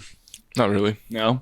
I guess my last one is just like progress versus tradition in terms of like cultural issues. I think I explained it. Yeah. Okay. Answer as well. Okay. Cool. Yeah. Cool. Yeah. That's so it tracks the technology versus technology is progress and tradition is like primitivism. And I mean, I do think that anyone who is interested in progress, you have to have some kind of connection of that progress to something that is progressing. Okay. And so there has to be some element of like you're like identifying what you like in tradition whenever you're progressing, and that how you do that. That's sublation. Okay. That's what sublation is. Okay. So you guys aren't racist. We pass through racism Post-racist, non-racistly. okay. We're we sublate racism. We think that ultimately is anti-racist. Okay. So you're anti-racist. Yes, we're But I anti-racist. do think that there is something to be said about like how a lot of cultures that aren't Anglo do embrace racism Right. as a normal thing. Okay, No, okay. and I because I don't want to piss off the right wingers as well, because Right, they do right. have a point as well. Okay. Yeah. Okay. Like what is we're it? talking about with Zizek and the racist jokes and stuff. Yeah. Okay, cool. Because in a lot of other cultures, it's actually like normalized to be a bit more racist, and in a way, it's not necessarily like as negative as it seems in the West. Yeah. Okay. I feel like you can see it as a symptom. Like it's like it's something that like connecting to like what are your unconscious reflexes and associations with like whatever kind of like the associations that you've built up, the mental investments you've built up. I do think that like acknowledging that is kind of a first step, or like passing through that, and like there can be good in that, but I definitely do think it's important to like not get stuck there. Okay. Exactly. Okay. You don't want to get stuck in obsessing. And I do want to talk about like Groypers and a little which bit is as well, because very it's, like, critical of them. So basically, actually, I do think that Groypers like unconsciously like end up like focusing so much of their like libidinal energy on Jewish people, Yeah. that And, like, critiquing them. and they actually end up like actually upholding Jewish people as like this like supreme group. Ah, interesting. superior Yeah. group. Yeah. And actually, then like they unconsciously like end up desiring like Jewish women. Yeah. And you see that, like, all the time on Yeah, the that's internet. true. Yep. So, Yeah, the anti-Semitism, philo-Semitism, horseshoe theory. Yes, Yes, and I think it's super exactly. interesting. I've been having like many conversations with Groypers. I'm very connected to their community in that way in terms of critiquing them, and also, but I think that they also bring up some very interesting parts of like where the zeitgeist is going. And I think that actually I will critique a lot of leftists, because I think the infrared is the only community that is actually talking to the right wing and actually critiquing them consistently, whereas a lot of Direct leftists way. Like actually ignore them. engaging? Yeah. Yeah, Right, okay. yeah. And the thing is, it's very important to engage with Groypers. Yeah, if I you agree like with that. ignore them, you're missing a whole part of like the whole like cultural consciousness. Right. Yeah. And as a So- Hegelian, you want to be able to engage with that. You want to right? be in the Yeah. cultural consciousness. And I also want to say on the anti-Semitism, philo-Semitism thing, this is where Lacan is a huge Chad, because he actually started out kind of associated with far-right circles and like the Action Française, which is like this kind of more anti-Semitic kind of party. And then over time, he like his entire like the theological background of psychoanalysis is like so philo-Semitic. He kind of reversed from being more of a conservative, more critical of like more kind of on that right wing edge when he was very young, and became increasingly like pro like Jewish like sort of theological insights. Yeah. To the point that his sort of appointed heir apparent, his like son-in-law who like inherited his like psychoanalytic institution, Jacques Lamillard, literally says that like Lacan told him that he chose him because he was Jewish. Yeah, interesting. So I feel like there's this mysticism Yeah. among Jewish people where they're just considered to be this superior race, and it's like this reversed like Nazism. and like actually. Right. yeah, and Yes. what I appreciate about Lacan here is that he embraces the like like passing through the specifically philo-Semitic aspect, I think is a lot more productive than passing through the anti-Semitic one. And it also allows you to dig into like theological debates about Judaism versus Christianity versus other things. Yes. And I will say that I wanted to shout out to Alex Jones. And Alex Jones has a very, very funny video on why the Hegelian dialectic is actually taken over the world, and from the sense of the establishment. And he thinks, I wish we could actually watch the video. It's like 8 minutes, but it's hilarious. But the thing is, he has this video about how Hegel is actually responsible for putting fluoride in the water, and he connects like Hegel to like the Jewish like Kabbalah as well, and there is like fear mongering actually done from the opposite perspective. And I will make a statement for Alex Jones and all the community that if you actually like incorporate an understanding of Hegelian dialectics, you can take it away from the power of the establishment and actually use it as a way to actually stand against the establishment. You don't have to be afraid of it. You don't have to repress it. So yeah, it's actually very, very interesting. Hegelian dialectics is power. The video is fascinating. Okay. It is power. That's what it is. It's A lot of big ideas. Yeah, a lot of big ideas. A lot of big ideas happening here. We're Brogan. hoping to go on Alex Jones actually. Yeah, I'm sure he'll have you on. Yeah, He can. that's on the pipeline. You can explain how the Hegel puts the fluoride in the water. Yeah, I'm not joking. Yeah. Seriously, can you explain that?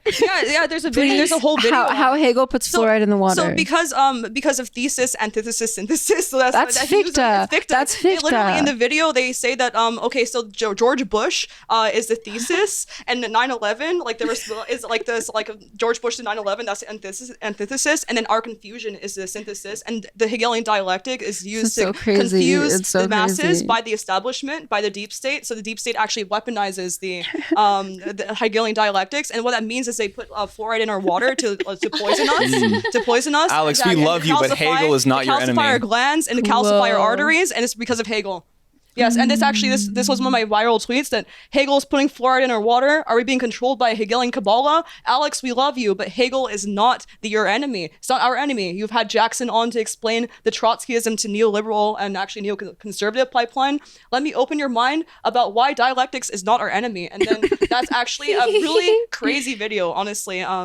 It's the wildest thing I've seen. Alex Jones is pretty consistently. You are surrounded by lies. Produces That wasn't on my content bingo like card. that. You weren't thinking that you would see Alex Jones talk about Hegel? Yes, No. you are surrounded by lies. The hidden method of the mass psyop is the age-old technique of the Hegelian dialectic. Wow. So he's Whoa. literally like, yes. But the thing is, he's had Jackson Hinkle on to explain how Trotskyism leads to neoconservatism. There's like a pipeline there. Yeah. And actually, there's a difference between Trotskyists and actually, because Alex Jones says that communists control the world, and we say, actually, that's not untrue. It's just the wrong kind of communist. Wrong kind of It's a Trotskyists, right. Instead of the Stalinists. Smelly, stinky trots behind everything. No, they Okay. ruin everything. This is so. making sense. Yeah, Josh was explaining the Trotsky to neoliberal pipeline. Do you remember that?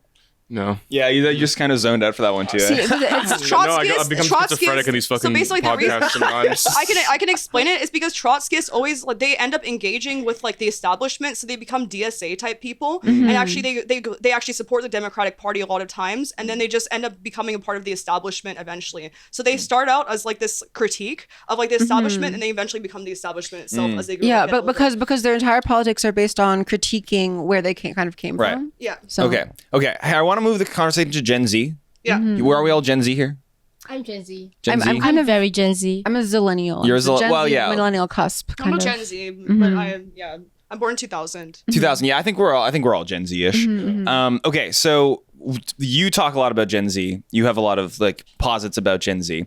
Where do you think, if you guys had to describe where we're all at with the internet age, with the overwhelm of like information, where are we at? How would you describe it using your terms, and like where do you think it's going? Gen Z.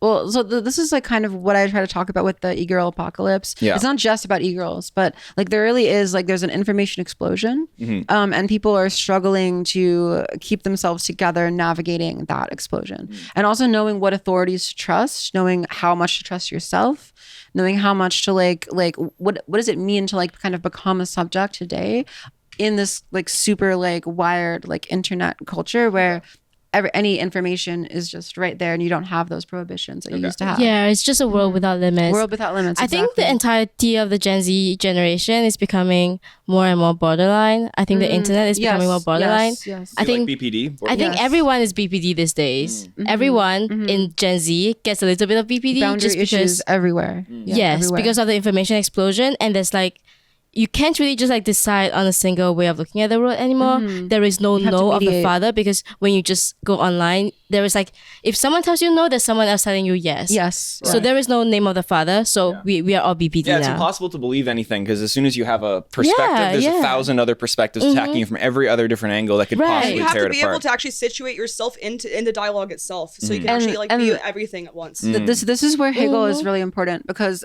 like the way that Hegel's method works in a sense is that you take a position and you accept the position, then you gradually kind of falsify and undo that position within that position. So like I feel like that kind of method in this context of like there's so many competing positions, I don't know which one to choose, you can kind of work through them dialectically by like, and this is actually kind of what you encourage people to do, have commitments, right? You get into a position, you kind of accept the position and you pass through it, see what are the consequences, Right. fuck around, find out. And you for know? that That's reason, I would Hegel. say And that then you Hegel learn. is compatible with the scientific method, and actually it is a science. Yes, as well. yes. So and then I really like your joke about Hegel, how like BPD is just a not enough Hegel disorder. Yeah. So that's why the treatment for BPD is dialectical behavioral Yes. therapy. And also another thing that I said that went viral is that autism is insufficient Insufficient dialectics. dialectics. Insufficient. It's not that you don't have dialectics, it's insufficient dialectics. Right. Okay. And schizophrenia is the opposite. It's too too many. much Yes. dialectics. Too much I've dialectics. definitely got too much dialectics. Oh, really? Yeah, I think your entire meme page is like this. My what? Meme page, your YouTube. Right. Right. Yeah. Yeah. Too much dialectics. Lots Yes. of dialectics. No, it's very good, but sometimes you also have to be in being a little bit. B and B. Be more Heideggerian Yeah, a little sometimes. more. Uh-huh. Be more Heideggerian. How can I be more Heideggerian? Be a fascist. Be a fascist. no. All right, taking notes. Be a fascist. Not fascist enough. I get that critique a lot. Wait, seriously? Okay. Well, from fascist, yeah. No, I mean, so the thing about that though is that I've been trying to suggest, because there is a lot of baggage associated with Heidegger, because he is associated with the Nazi Party. He has a lot of great insights. He's an incredible intellectual, but there are like definitely symptomatic things in his thought that I think you do need to kind of work through their association with reactionary ideas that are potentially concerning. I do think that. So I mentioned Simone Weil earlier. I'm really interested in taking some of the ideas from her about, like for example, what she calls attention. I think is a good way to talk about like being and being, you know, without maybe some of the like ontological stuff that Heidegger is doing that I think we can kind of dialectize a little bit. So like for Simone Weil, like true worship, like to actually connect to God or any kind of absolute, really, you could say, is like to actually like pay attention to something. And the danger with, I think, sort of schizophrenic kind of like overdose on dialectics is that you're like jumping from one thing to another thing. You're never really in the moment. You're never really connecting to one thing enough. But to actually really do dialectics effectively, you have to stop. You have to be in time, in process, and pay attention to what you're working with, and like really feel its imminent contradictions and move through those contradictions. So Okay. Like being atomized and alone, and then starting a big community, and then feeling the pros and cons of both. learn putting how- up 6 people Yeah, simultaneously yes. at your studio. And then you learn from mistakes and you know how to run a community. Right. You mess up one Discord server, you do 10 other ones. Yeah. yeah, Okay. you learn. Fuck around, find out. What went wrong with millennials? Why are they so cringe? I think it's a good question. I think I can start. I go can start ahead. with that. I think that We were complaining about millennials we're earlier today. We were. you guys were. Yeah, I saw someone walk by me with a shirt that said adulting and then like a loading sign. Oh my God. It's the, Yeah, the that- type of that- humor. Face with the weed. Oh yeah, if there was a dispensary and had like a soy-faced Wojak. I will. Here's what I'll say. Childish. I'm gonna bring it back. I'm gonna bring it to something in like kind of sideways. And then I'll, Millennials playbook to adulting. Dude, oh my the god. thing is, millennials are more often like more likely to be Disney adults. Yeah. And that's something too. And they're Yes. like going to be like really big sci-fi Star Wars stans. And they Yeah. like, so basically their whole thing with millennials is that they like to signal towards like references all the time. They love Disney adults adults are disgusting. I'm so sorry. But it's just like they signal towards references and they make the references their whole identity. And that's actually why millennials are more woke, is because they're more into this process of just signaling towards references and making it their entire identity instead of, and that makes them more static. That makes them actually like more like, I would say like Kantian, or even like more like kind of Aristotelian in like a bad way. I'd say it's kind of like parasitizing off of Geist without actually participating in the process of moving it forward. They just identify with it, and it's like a lazy identification with like Geist, because they're basically saying, oh yeah, this thing's cool, I'm cool now, except like Star Wars or something, right? And then it's just like, or I'm like Disney or whatever, but it's just like you're not really engaging with things. Is it like giving up actually? But and that giving up is connected to the childishness, I think. Because why do you think that happened though? I think it was there were shifts in how, I mean, really arguably it's the way that how the kind of sexual revolution and feminism ended up kind of backfiring on itself a little bit, especially in terms of like how parenting is done. And I feel like there's this kind of struggle of like, on the one hand, yes, you need to break down some of the more like really stifling authoritarian patriarchal norms.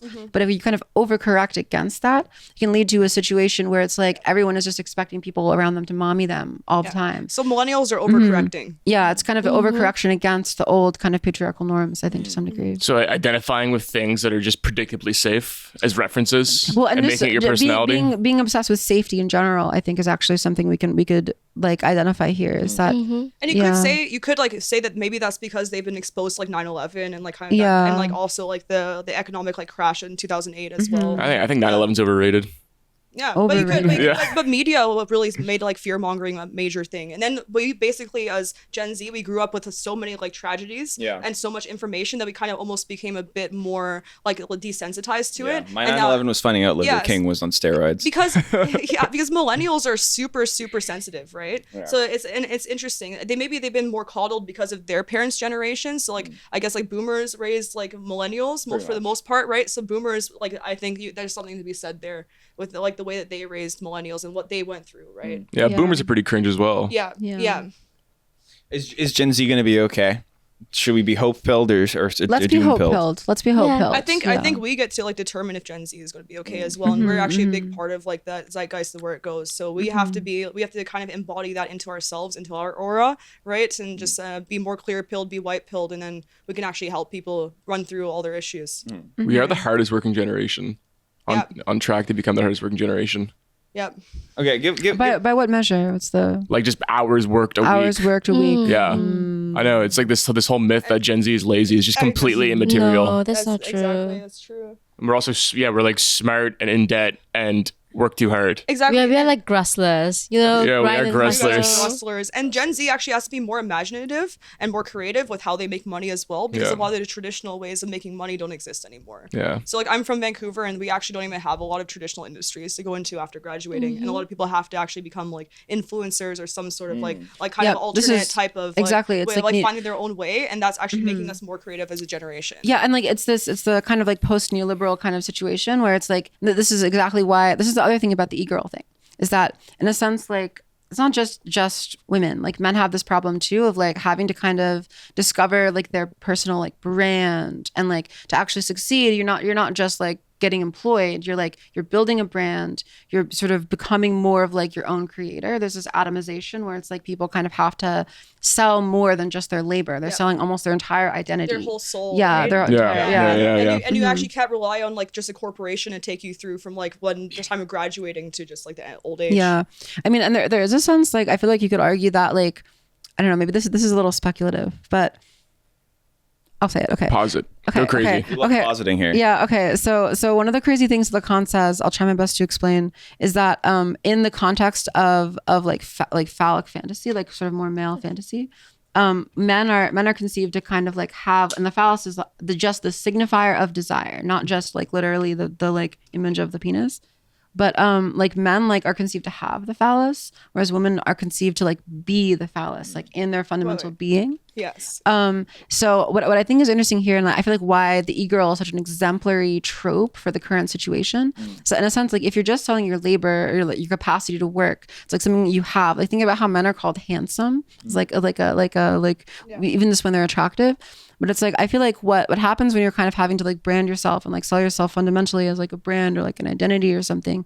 There is something that is like I think the e-girl in a sense is the ultimate kind of like representation of like what are the consequences of that world, and we see that in like the e-girl culture, I think. And to a large degree, I'd really like to like kind of intervene like in like, okay, but like how are like the e-girls actually seeing it, and like how does it feel to kind of be in that situation, and like what do you actually want out of that ultimately beyond just selling like yourself? Like is there not some kind of like higher connection that you want to achieve in the process of discovering yourself in the world, in your society? Okay. Yeah. I think a lot of girls also kind of push back against that too, because there is this idea and there's like this whole thing of like the I'm just a girl is like fascist rhetoric, because and that's actually it's really interesting because like Jane says that all the time. She's always like, I'm just a girl. And it's fascist rhetoric in a way. Well, she is a fascist. Yes, so that makes yes. But there's this whole pushback with this trad culture now, like return to tradition and cottagecore kind of like homesteading, like kind of aspirational stuff. It's basically this kind of identification of trying to get away from labor as well. And it's like which is a an rejection. issue. It's a rejection of like basically having to like find yourself as well. But I do think there are good things in trad, but like I do think a lot of women in like the Gen Z generation cannot like comfortably rely on like men like anymore to like fully like have like one income just out of practicality. It's not that like women don't want that. I think women do want that, but like it's like realistically like most people like will have to have like a dual income household, and now there's like this search and like this like kind of where pick me culture comes out, where there's this search for like women to find like a man that can be like a provider type and then just be like a sole income like person as well. And it's 6'5", $500,000 a year. And then you end up competing with a lot of like other like women for that, and that's how like pick me culture arises as well. Can you explain something? Why is I'm just a girl fascist rhetoric? Because it's identification with like the master instead of the slave, and like the master slave dialectic. That's one way to explain it. Yeah. So it's basically like I'm just a girl. It's like basically just saying that like, oh, I'm a girl. I don't have to think. I don't have to do anything. I don't have to, and that's a really nice romanticized idea. A passive empty shell. I like it. I like the idea of it. It's like a romantic idea. Like, and I would like that kind of life for myself. But I also realize that like it's really nice to actually be like in your own labor and actually like being like able to be actionable. And being a woman means laboring too. Right. Like this is the difference between being a girl and being a woman. Like a girl is like a child who even comes from that word. It's funny how there's been this creep of like e-girl even, it's like there's been this kind of like creep of the term girl away from childhood to like refer to women too. But it's like women are expected like traditionally even to do so much labor. Like talk about like identifying with the laboring side of the dialectic is like so the thing is like just sort of being in the I'm just a girl position forever. Who's going to do the labor? Who's going to do the work? They really are post-feminist. Big ideas, actually. Nuclear ideas. Yeah. Mother should get UBI. What? Mother should get UBI. Yeah, mother should get UBI. But UBI has a lot of problems in itself too, because like yes, like the first layer, like deep of the critique of that is like they'll cause like inflation. It'll kind of make it almost like useless, because then all the like commodities will just raise in prices to reflect everyone getting like, for example, $1,000 more like a month. But also at the same time, I reject like the welfare economy and kind of, and like that kind of like almost welfare queen mentality, because the welfare queen mentality is actually it's a paradoxical kind of dialectical thing, because like the welfare queen actually becomes like a master of themselves, and they don't identify with actually like the because labor. One of the big things that like I think especially Nikki and I tend to share in our perspective is this sort of like pro labor, not just in the sense of supporting like laborers, but in the sense that like work itself is actually something that can like make your life better and help like it's like this is a big thing I get from Vey too, like attention. Like labor is like the highest level kind of like attention, like actually putting yourself into your work and through that like really connecting with what you're doing. Yes. Because if you're not going to do that, then you're just. And I also don't like how people a lot of times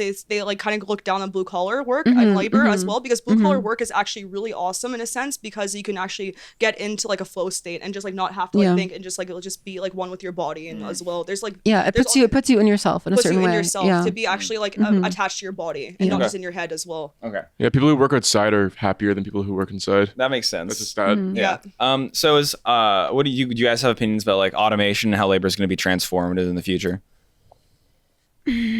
I mean, I'm very skeptical of a lot of the rhetoric around automation. Yeah. Just because I think that a lot of it, including like with a lot of the accelerationist stuff, because I think that as like, this is actually one of the big like differences I think between like the accelerationist perspective and the kind of more like Hegelian like sublationist perspective, is that I think that the kind of more accelerationist perspective would tend to emphasize like, no, like we eventually can have like total freedom from work because the machines are doing it for us. So like we can kind of like enter into our eternal childhood almost. Yes, and I would like to say that, you know, like one of my great friends, like Rev, he does talk a lot about like the like free time, and actually that like the end point of like communism is like complete like kind of free time as well. And I do agree that that's really important. There's something to be said for that, because then you can be like fully creative and you can actually do the things how that you do. work is more open. But it's not just about like not working. It's about it's about like working more creatively, like creatively and productively in a way that actually matters. Instead, because basically the whole thing, there's actually a big problem with like the 9-to-5 economy, because a lot of times a lot of people are not spending the whole time working productively. It's just actually like there, you can even think about it like conspiratorial,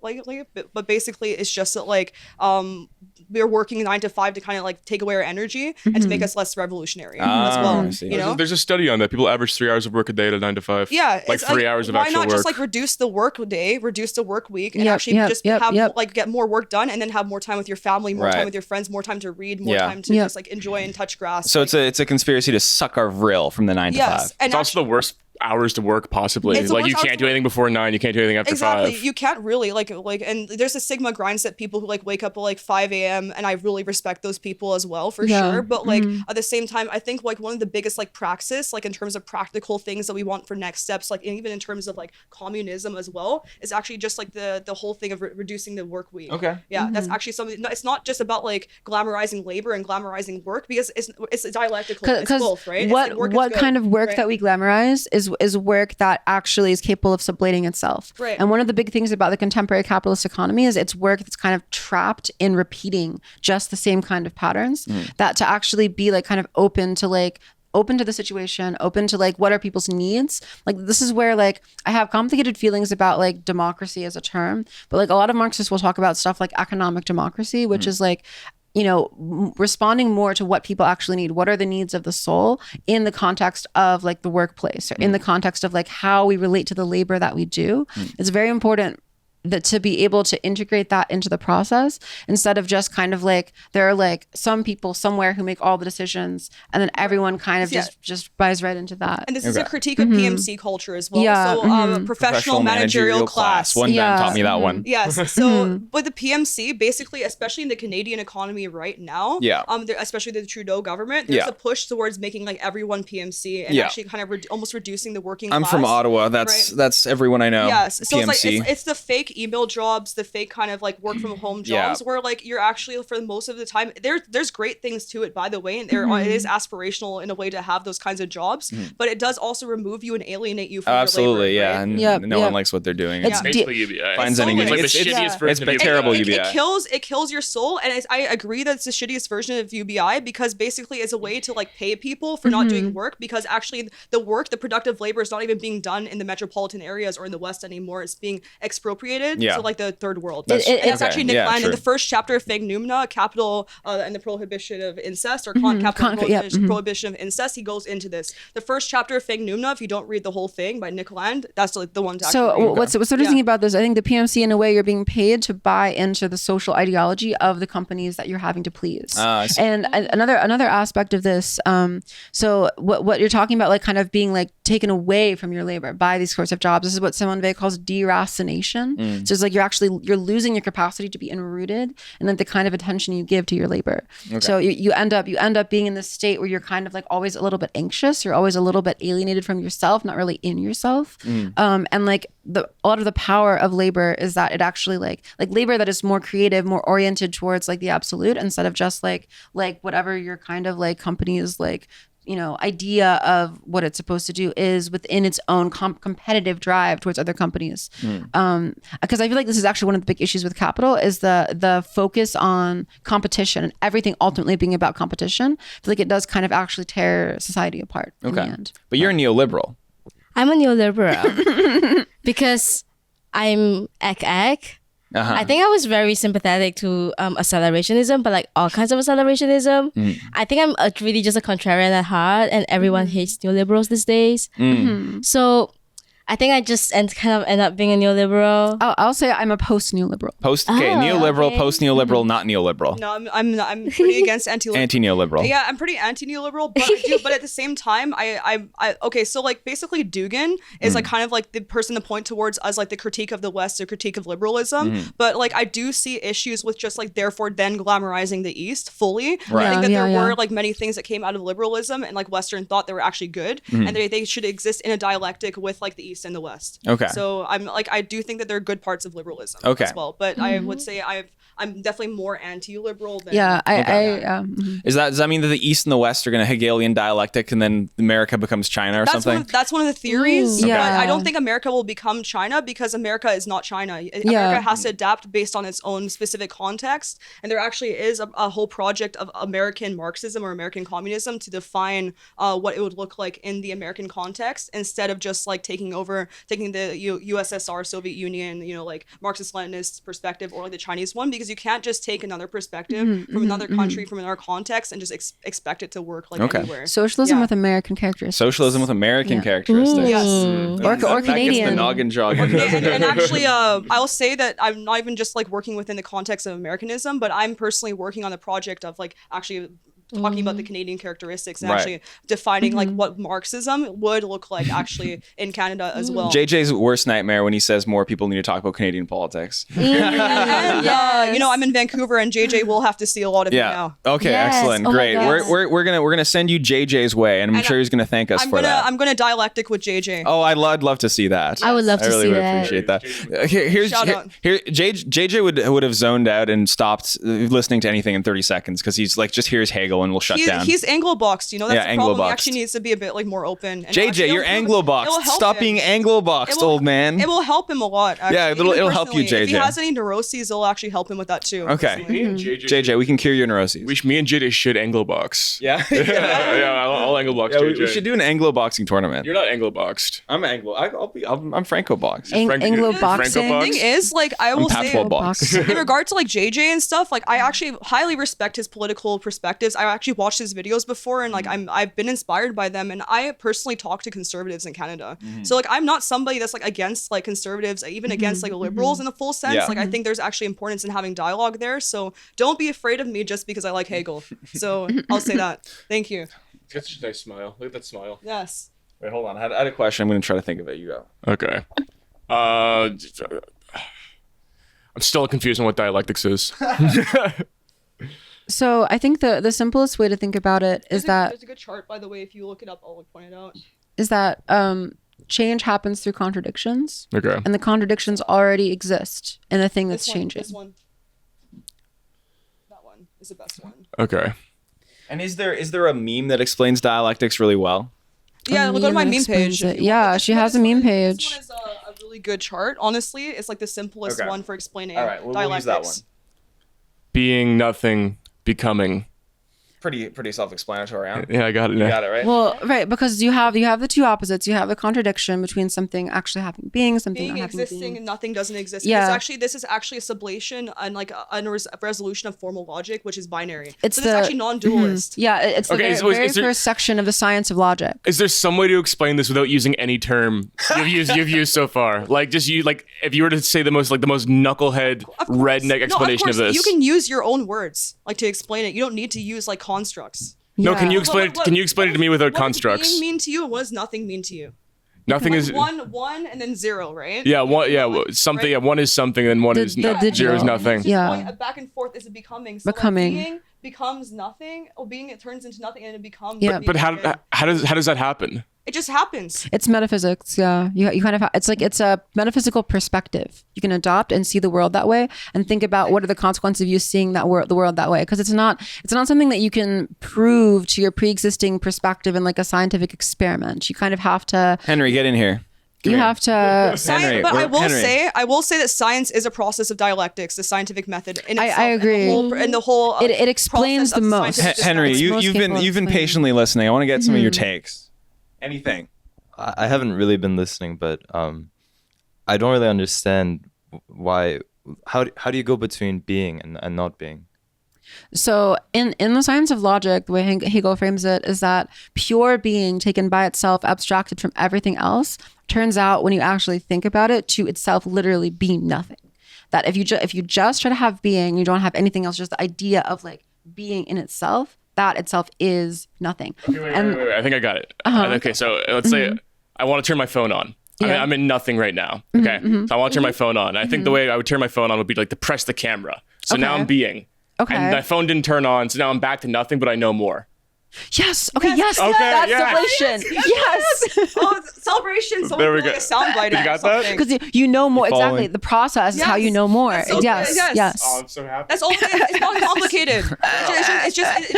It reduces a cap in the limiter of your thinking because a lot of us are angle blocks, so we don't even think of like the transformative process. Yeah. The of how things transformative actually process. change. Exactly. Yeah. It's just the terms that get me.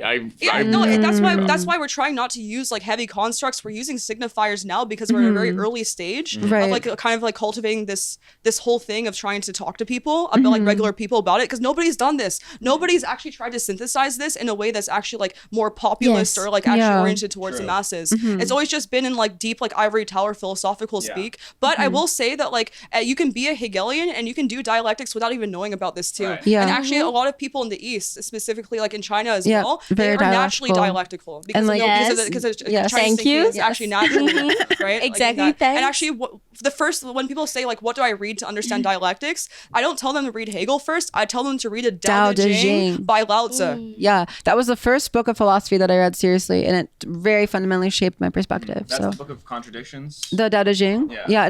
There is in that book the discussion of like how, I mean, it's like, in a sense, it's like horseshoe theory, right? It's like, talks about how excesses in either direction tend to loop around to the same thing.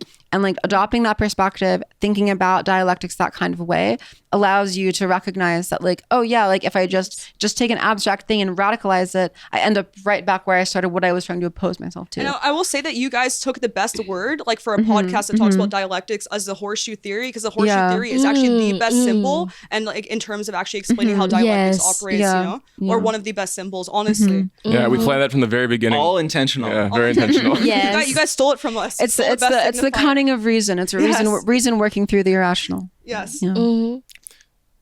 So do you think does heavy philosophy alienate people then? Because I always feel, Of course it does. yeah, I always feel very alienated. That's why I have this whole like, you can like pull up on my tweets, I have this whole like anti-word cell thing that I actually talk about. It pisses off a lot of academics because I think that you can read theory, and I think it's important to read and like be literate in a sense, but also put yourself back into reality. Read and then touch grass and then read again, and less is more. You don't need to read more to get more. You actually just need to put yourself into the context of reality to get more. And that's why Maoists say theory and practice. You do theory and then you go into practice, and Oppose book worship. And practice actually then goes back into theory, and it informs each other. You're not supposed to just sit in your room, read books, and become like an ivory tower philosopher. Those people are actually the least dialectical, the least Hegelian. Anyone who claims to be the most Hegelian just because they read the most Hegel is wrong. Yeah.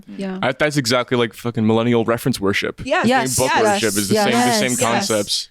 And I will say I'm probably the most word cell here. I do a lot of referencing. I'm also the most millennial here, so maybe there's a connection. Oh, okay. When were you born? What? 1996. Okay, yeah. But at the same time though, like I will say like I think it's important to mediate with like some sense of academic rigor, just sort of like a lot of why I kind of allow myself sometimes to overcorrect in that perspective. Because then you go schizo if you don't do that. Yeah. That's why you need a father figure. You need someone to tell you name no. of the father. I'm trying to bring that back boundaries. in. And Yeah. actually there's this whole project of kind of recontextualizing authoritarianism in like the Western context as well, and not seeing like authoritarianism as such a bad thing. And that it's actually kind of like a teenagey kind of like rebellious attitude to say that like authority is actually entirely bad. Right. You need some structure in society, and the reason why a lot of people are messed up right now, especially in Gen Z, is because there is no structure in society. Jreg talks about this in one of his new books. Freedom, as well. a world with a disease without a cure. Yeah. The more freedom you have doesn't mean that you're more free. Yep. Yes. I think it's a very valuable thing to do, to try to talk to people about these concepts and to bring it out of the ivory tower and kind of de-gatekeep it. So good goal. Why haven't you guys killed yourselves yet? Go. I think I have a lot more work to do before I die, and I think I have a lot to offer the world. So that's something that I really care about people, and I want to help. Good. Go. Yes. I think that it is a fundamental duty that we have to keep living and keep growing and not give up. So. Do you really want to know? Can I even say that on the Say podcast? your actual answer. Right, because I'm really self-destructive, and if I die, I cannot self-destruct. Oh, yeah. That's Yeah. good. That's a great answer. Death drive maxing. Yes. Death drive maxing. Seriously. That's awesome. I love Death Drive Maxing. That's so fucking sick. Should we get them to talk just in general? You want, like, why is the horseshoe theory the best dialectical model or whatever? Like, or like you're saying, like what is it about the far left and the far right that start to resemble each other, basically? It's about like the idea of like opposing and like repressing each other without actually being in dialogue with each other properly as well. And it's also like at the same time an anti-centrist position, because a horseshoe is kind of like it goes from up here to back down here and back down here. You don't just stay in the middle. It's not a static thing. It's a thing. It's a constant process of becoming. You can even bring back the previous chart. Is you're not just staying in like a perfect center. You're not just like, oh guys, I found the perfect political view. You'll never find the perfect political ideology in a static way. And that's what a lot of Marxist-Leninists get wrong. It's like Marxism is a science. It's not just a static framework. It's not just like, oh, I read Marx and then I know the most Marx and it's right. Those people are the least Marxist, actually. Dialectical right? science. So the horseshoe theory is like you start from one end, you go to the other end, and you're in dialogue with like all of these contradictions all the time, right? And you resolve them, you sublate them, right? So it's not just a static thing, it's a constant process of becoming. Okay. And then because you're in a constant process of becoming, you're actually being. Okay. And that's how it's Heideggerian as well. Thank you. It's the Heraclitus connection. The Heraclitus connection. You know, you never step in the same river twice. You never step in. Man does not step in the same. And river Heidegger twice. is really into that idea of being. Yeah. Do you feel pretty fashy towards any ideas? Do you see any like ideas that you're like, I wish that just didn't exist? That's net negative. Cut out an idea. I have a really good perspective on this because I think about this all the time, right? So like, especially since I'm like even more so directly involved in politics, right? So it's I think that there's an importance in a current state and time to oppose ideas, to move forward the like overall cultural and like political dialectic, like the whole zeitgeist. There's a role there. You need to have like a father figure to say no, so that the whole culture moves forward. And like you need negation. We're not anti-negation. We're not just like, oh guys, we're in this woo-way, fluffy, whatever dialectical thing all the time. Actually, you need to go to work. You need to posit ideas and you need to like oppose ideas, and that's actually why you come back around. And this is a defense of liberalism. The American political system, the adversarial system of Democrats versus Republicans, is just thesis and negation, right? Our thing is that they never actually negate the negation and reach sublation. Right. But at the same time, there's something to be said about the need to actually posit an idea, and then be wrong about it and have someone negate it. And that's why Twitter is also actually a good thing, you know? A world with limits, but dialectically. So the limits transform. Yeah. What I'd say about the fasci thing, I feel like the way to really be a Hegelian is to be fasci towards the idea of being fasci towards ideas. That's the negation of the negation. That's actually what sublation is. That's the best way. Okay.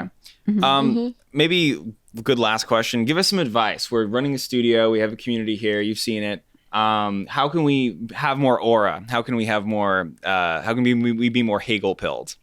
How do you be more Hegel-pilled? Yeah, and influence That's a great question. Whisper in our ears. You guys Great are doing question. A good job. I think you guys like I'm seeing the stuff on the wall, all the people you want to talk to as well. Like I think that's like a good list that you guys have so far. I think just keeping yourselves open to like different people and different ideas is actually very important. You guys have already cultivated aura.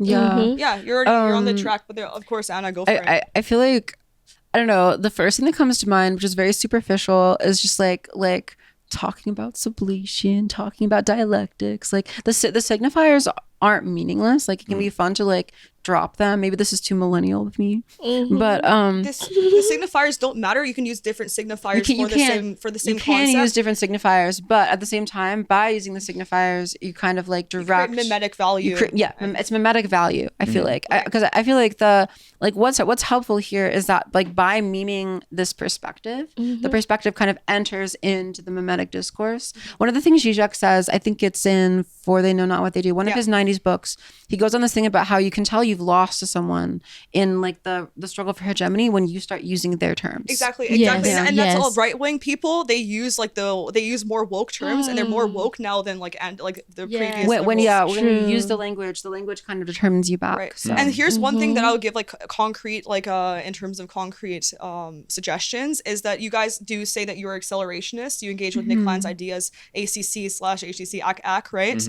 I would say that something that would be nuclear is if you say I am now on a Hegel era, and now we're now sublating Hegel with Nick Land. And the thing is, here's what I'm going to say: Nick Land claims to dislike Hegel and that Hegel is useless. I say Nick Land is an unconscious Hegelian, Of course, and you can't course. actually run away from Hegel. So I think that the next step, and this is something He's that dark Hegel. this is something that the internet and all theory discourses needed for the longest time, is somebody to synthesize and sublate accelerationism and Nick Land's thought and Hegelianism. And there's the sad thing is that Nick Land and Zizek have never had a conversation, and that's something I really want to see. I know Nick Land doesn't do appearances, but I really, really want to see this. And we've talked about having potential people to host it. That'd be and amazing. Nick Land is actually the person that doesn't want to talk to Zizek. So Interesting. if we can make that happen, I think that's where the discourse actually needs to go. When we get Nick Land on, we'll whisper in his ear. Yes. Yeah. They'll be on soon. Henry, how much time are we at? It's either gonna be 1 hour or 3 hours. 1 hour 46 minutes. Oh, that's longer than I thought. Nice medium. That's longer than I thought it was. I guess I just have I don't know. I have one more. Okay, let's do each one. You do it. Okay, where do you all see yourself in like 2 years in a very material sense of just like career and making a living? And the e-girl Hegelian community. I can start with myself because this is something I really care about. I want to be able to make a living and livelihood for myself. I think I'm just going to be continuing going through this and maybe becoming a YouTuber and actually taking some advice from Jreg here as well and from you as well. And honestly, I would like to make money doing that and be actually like somebody that's authentic and able to continue through that. I'm going to as well. I want to make my parents proud. I want to make them happy. I want to finish school and then possibly go to grad school. And I've been looking at either going into a JD or a PhD in philosophy program, and University of Toronto has both. They have a JD and full PhD in philosophy program that I'm looking into, but I wouldn't want to not also do this at the same time. So that's where I see myself. Yeah, I'm gonna be continuing my education too, and also like where I guess this is maybe a time to talk about. We're like planning to start a podcast very soon called Divine Violence. That's the working title. Possible change, but I think it'll be Divine Violence. And so I feel like my kind of outline for the next few years possibly pretty similar to Nikki's. I am kind of weighing the possibility of like maybe ultimately going into academia or training to be a psychoanalyst or like one of those sorts of professions. But I think for the meantime, for like the foreseeable future, my main focus will be kind of building this community and also continuing my education. Yeah, I'll be continuing my education. The rest, I can't talk about it. Okay. Yes. Is this the It's first? secret. You guys have all met before in real life, right?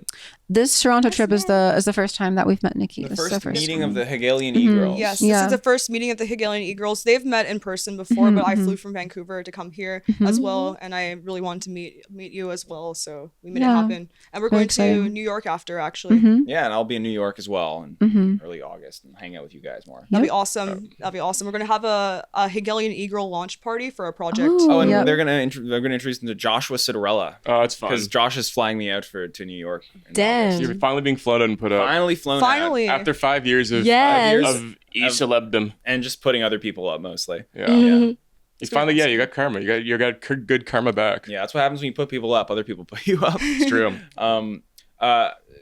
Okay, I think that's probably a good place to end it. I mean, I was thinking more about like, did we touch on what it is about the femininity of the e-girl that you're building this community around? Like, what is it about being a woman specifically? Gnosis, hysteria, and like how the different ways in which like femininity approach knowledge compared to men. I would say think that like like this a is- lot of spaces are Yes. like I actually really like male oriented spaces because I can engage with it fine, and actually I get a lot of respect in male oriented Yeah. spaces in a way that like a lot of other women don't. But like because like men engage with ideas differently than women, right? And I think that women actually do have something to offer. They don't just need to like be like involved with womanly stuff, and Yes. also like womanly stuff today is just like consumerism usually anyway, right? So it's not even like the divine kind of stuff is almost like lost in the past, right? Yeah, But it's yeah. like I do think that women have a specific way way of looking at philosophy as well, and I think it's important to definitely try to involve them. So what I'll say here is that like, so Hegel kind of famously said that like women in the context of like the family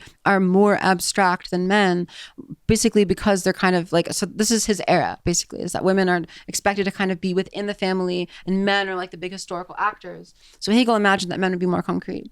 So part of what I want to argue is that after what's happened with feminism, to some degree it's almost reversed, which is that like the position that women are in now, all of the dialectical capacity that women have like for kind of like being in almost a decentered relation to power that kind of moves power instead of being like trapped in the status quo, kind of like moves it in this kind of like hysterical dialectic in like the technical sense of hysteria.